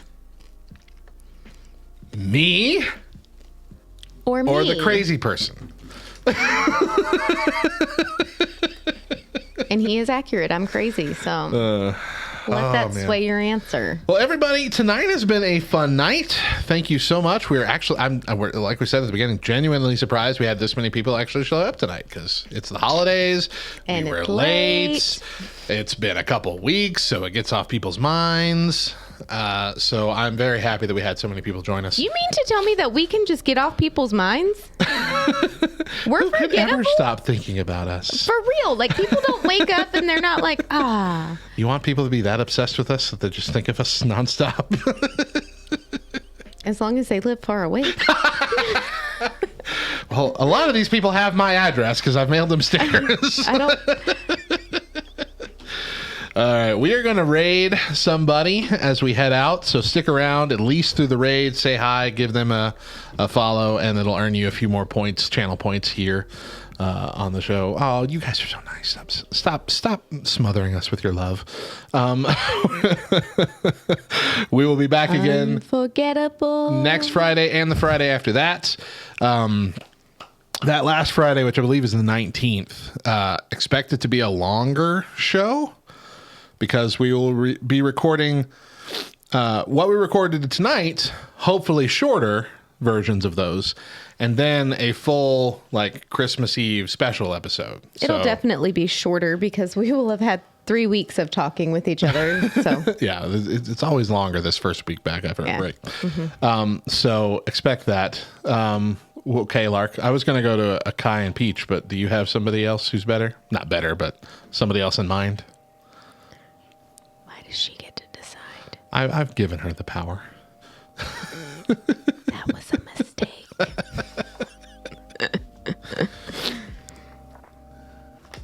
The delay is real. We'll just sit here. A key. Yeah, I'm sorry. Whatever. Yeah, let's do a lynching. I don't think we've done a lynching in a while. Go ahead and get that started then. Lark, I'll let you start it. And everybody else, again, thank you so much. We had a blast. All of y'all are amazing. Y'all make us laugh so much.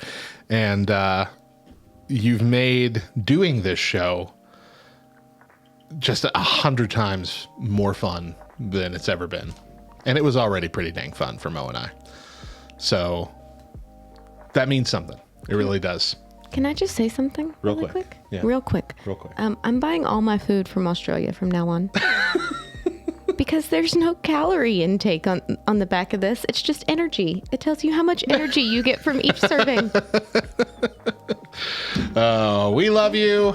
Jesus loves you. Have a fantastic weekend. See you next week.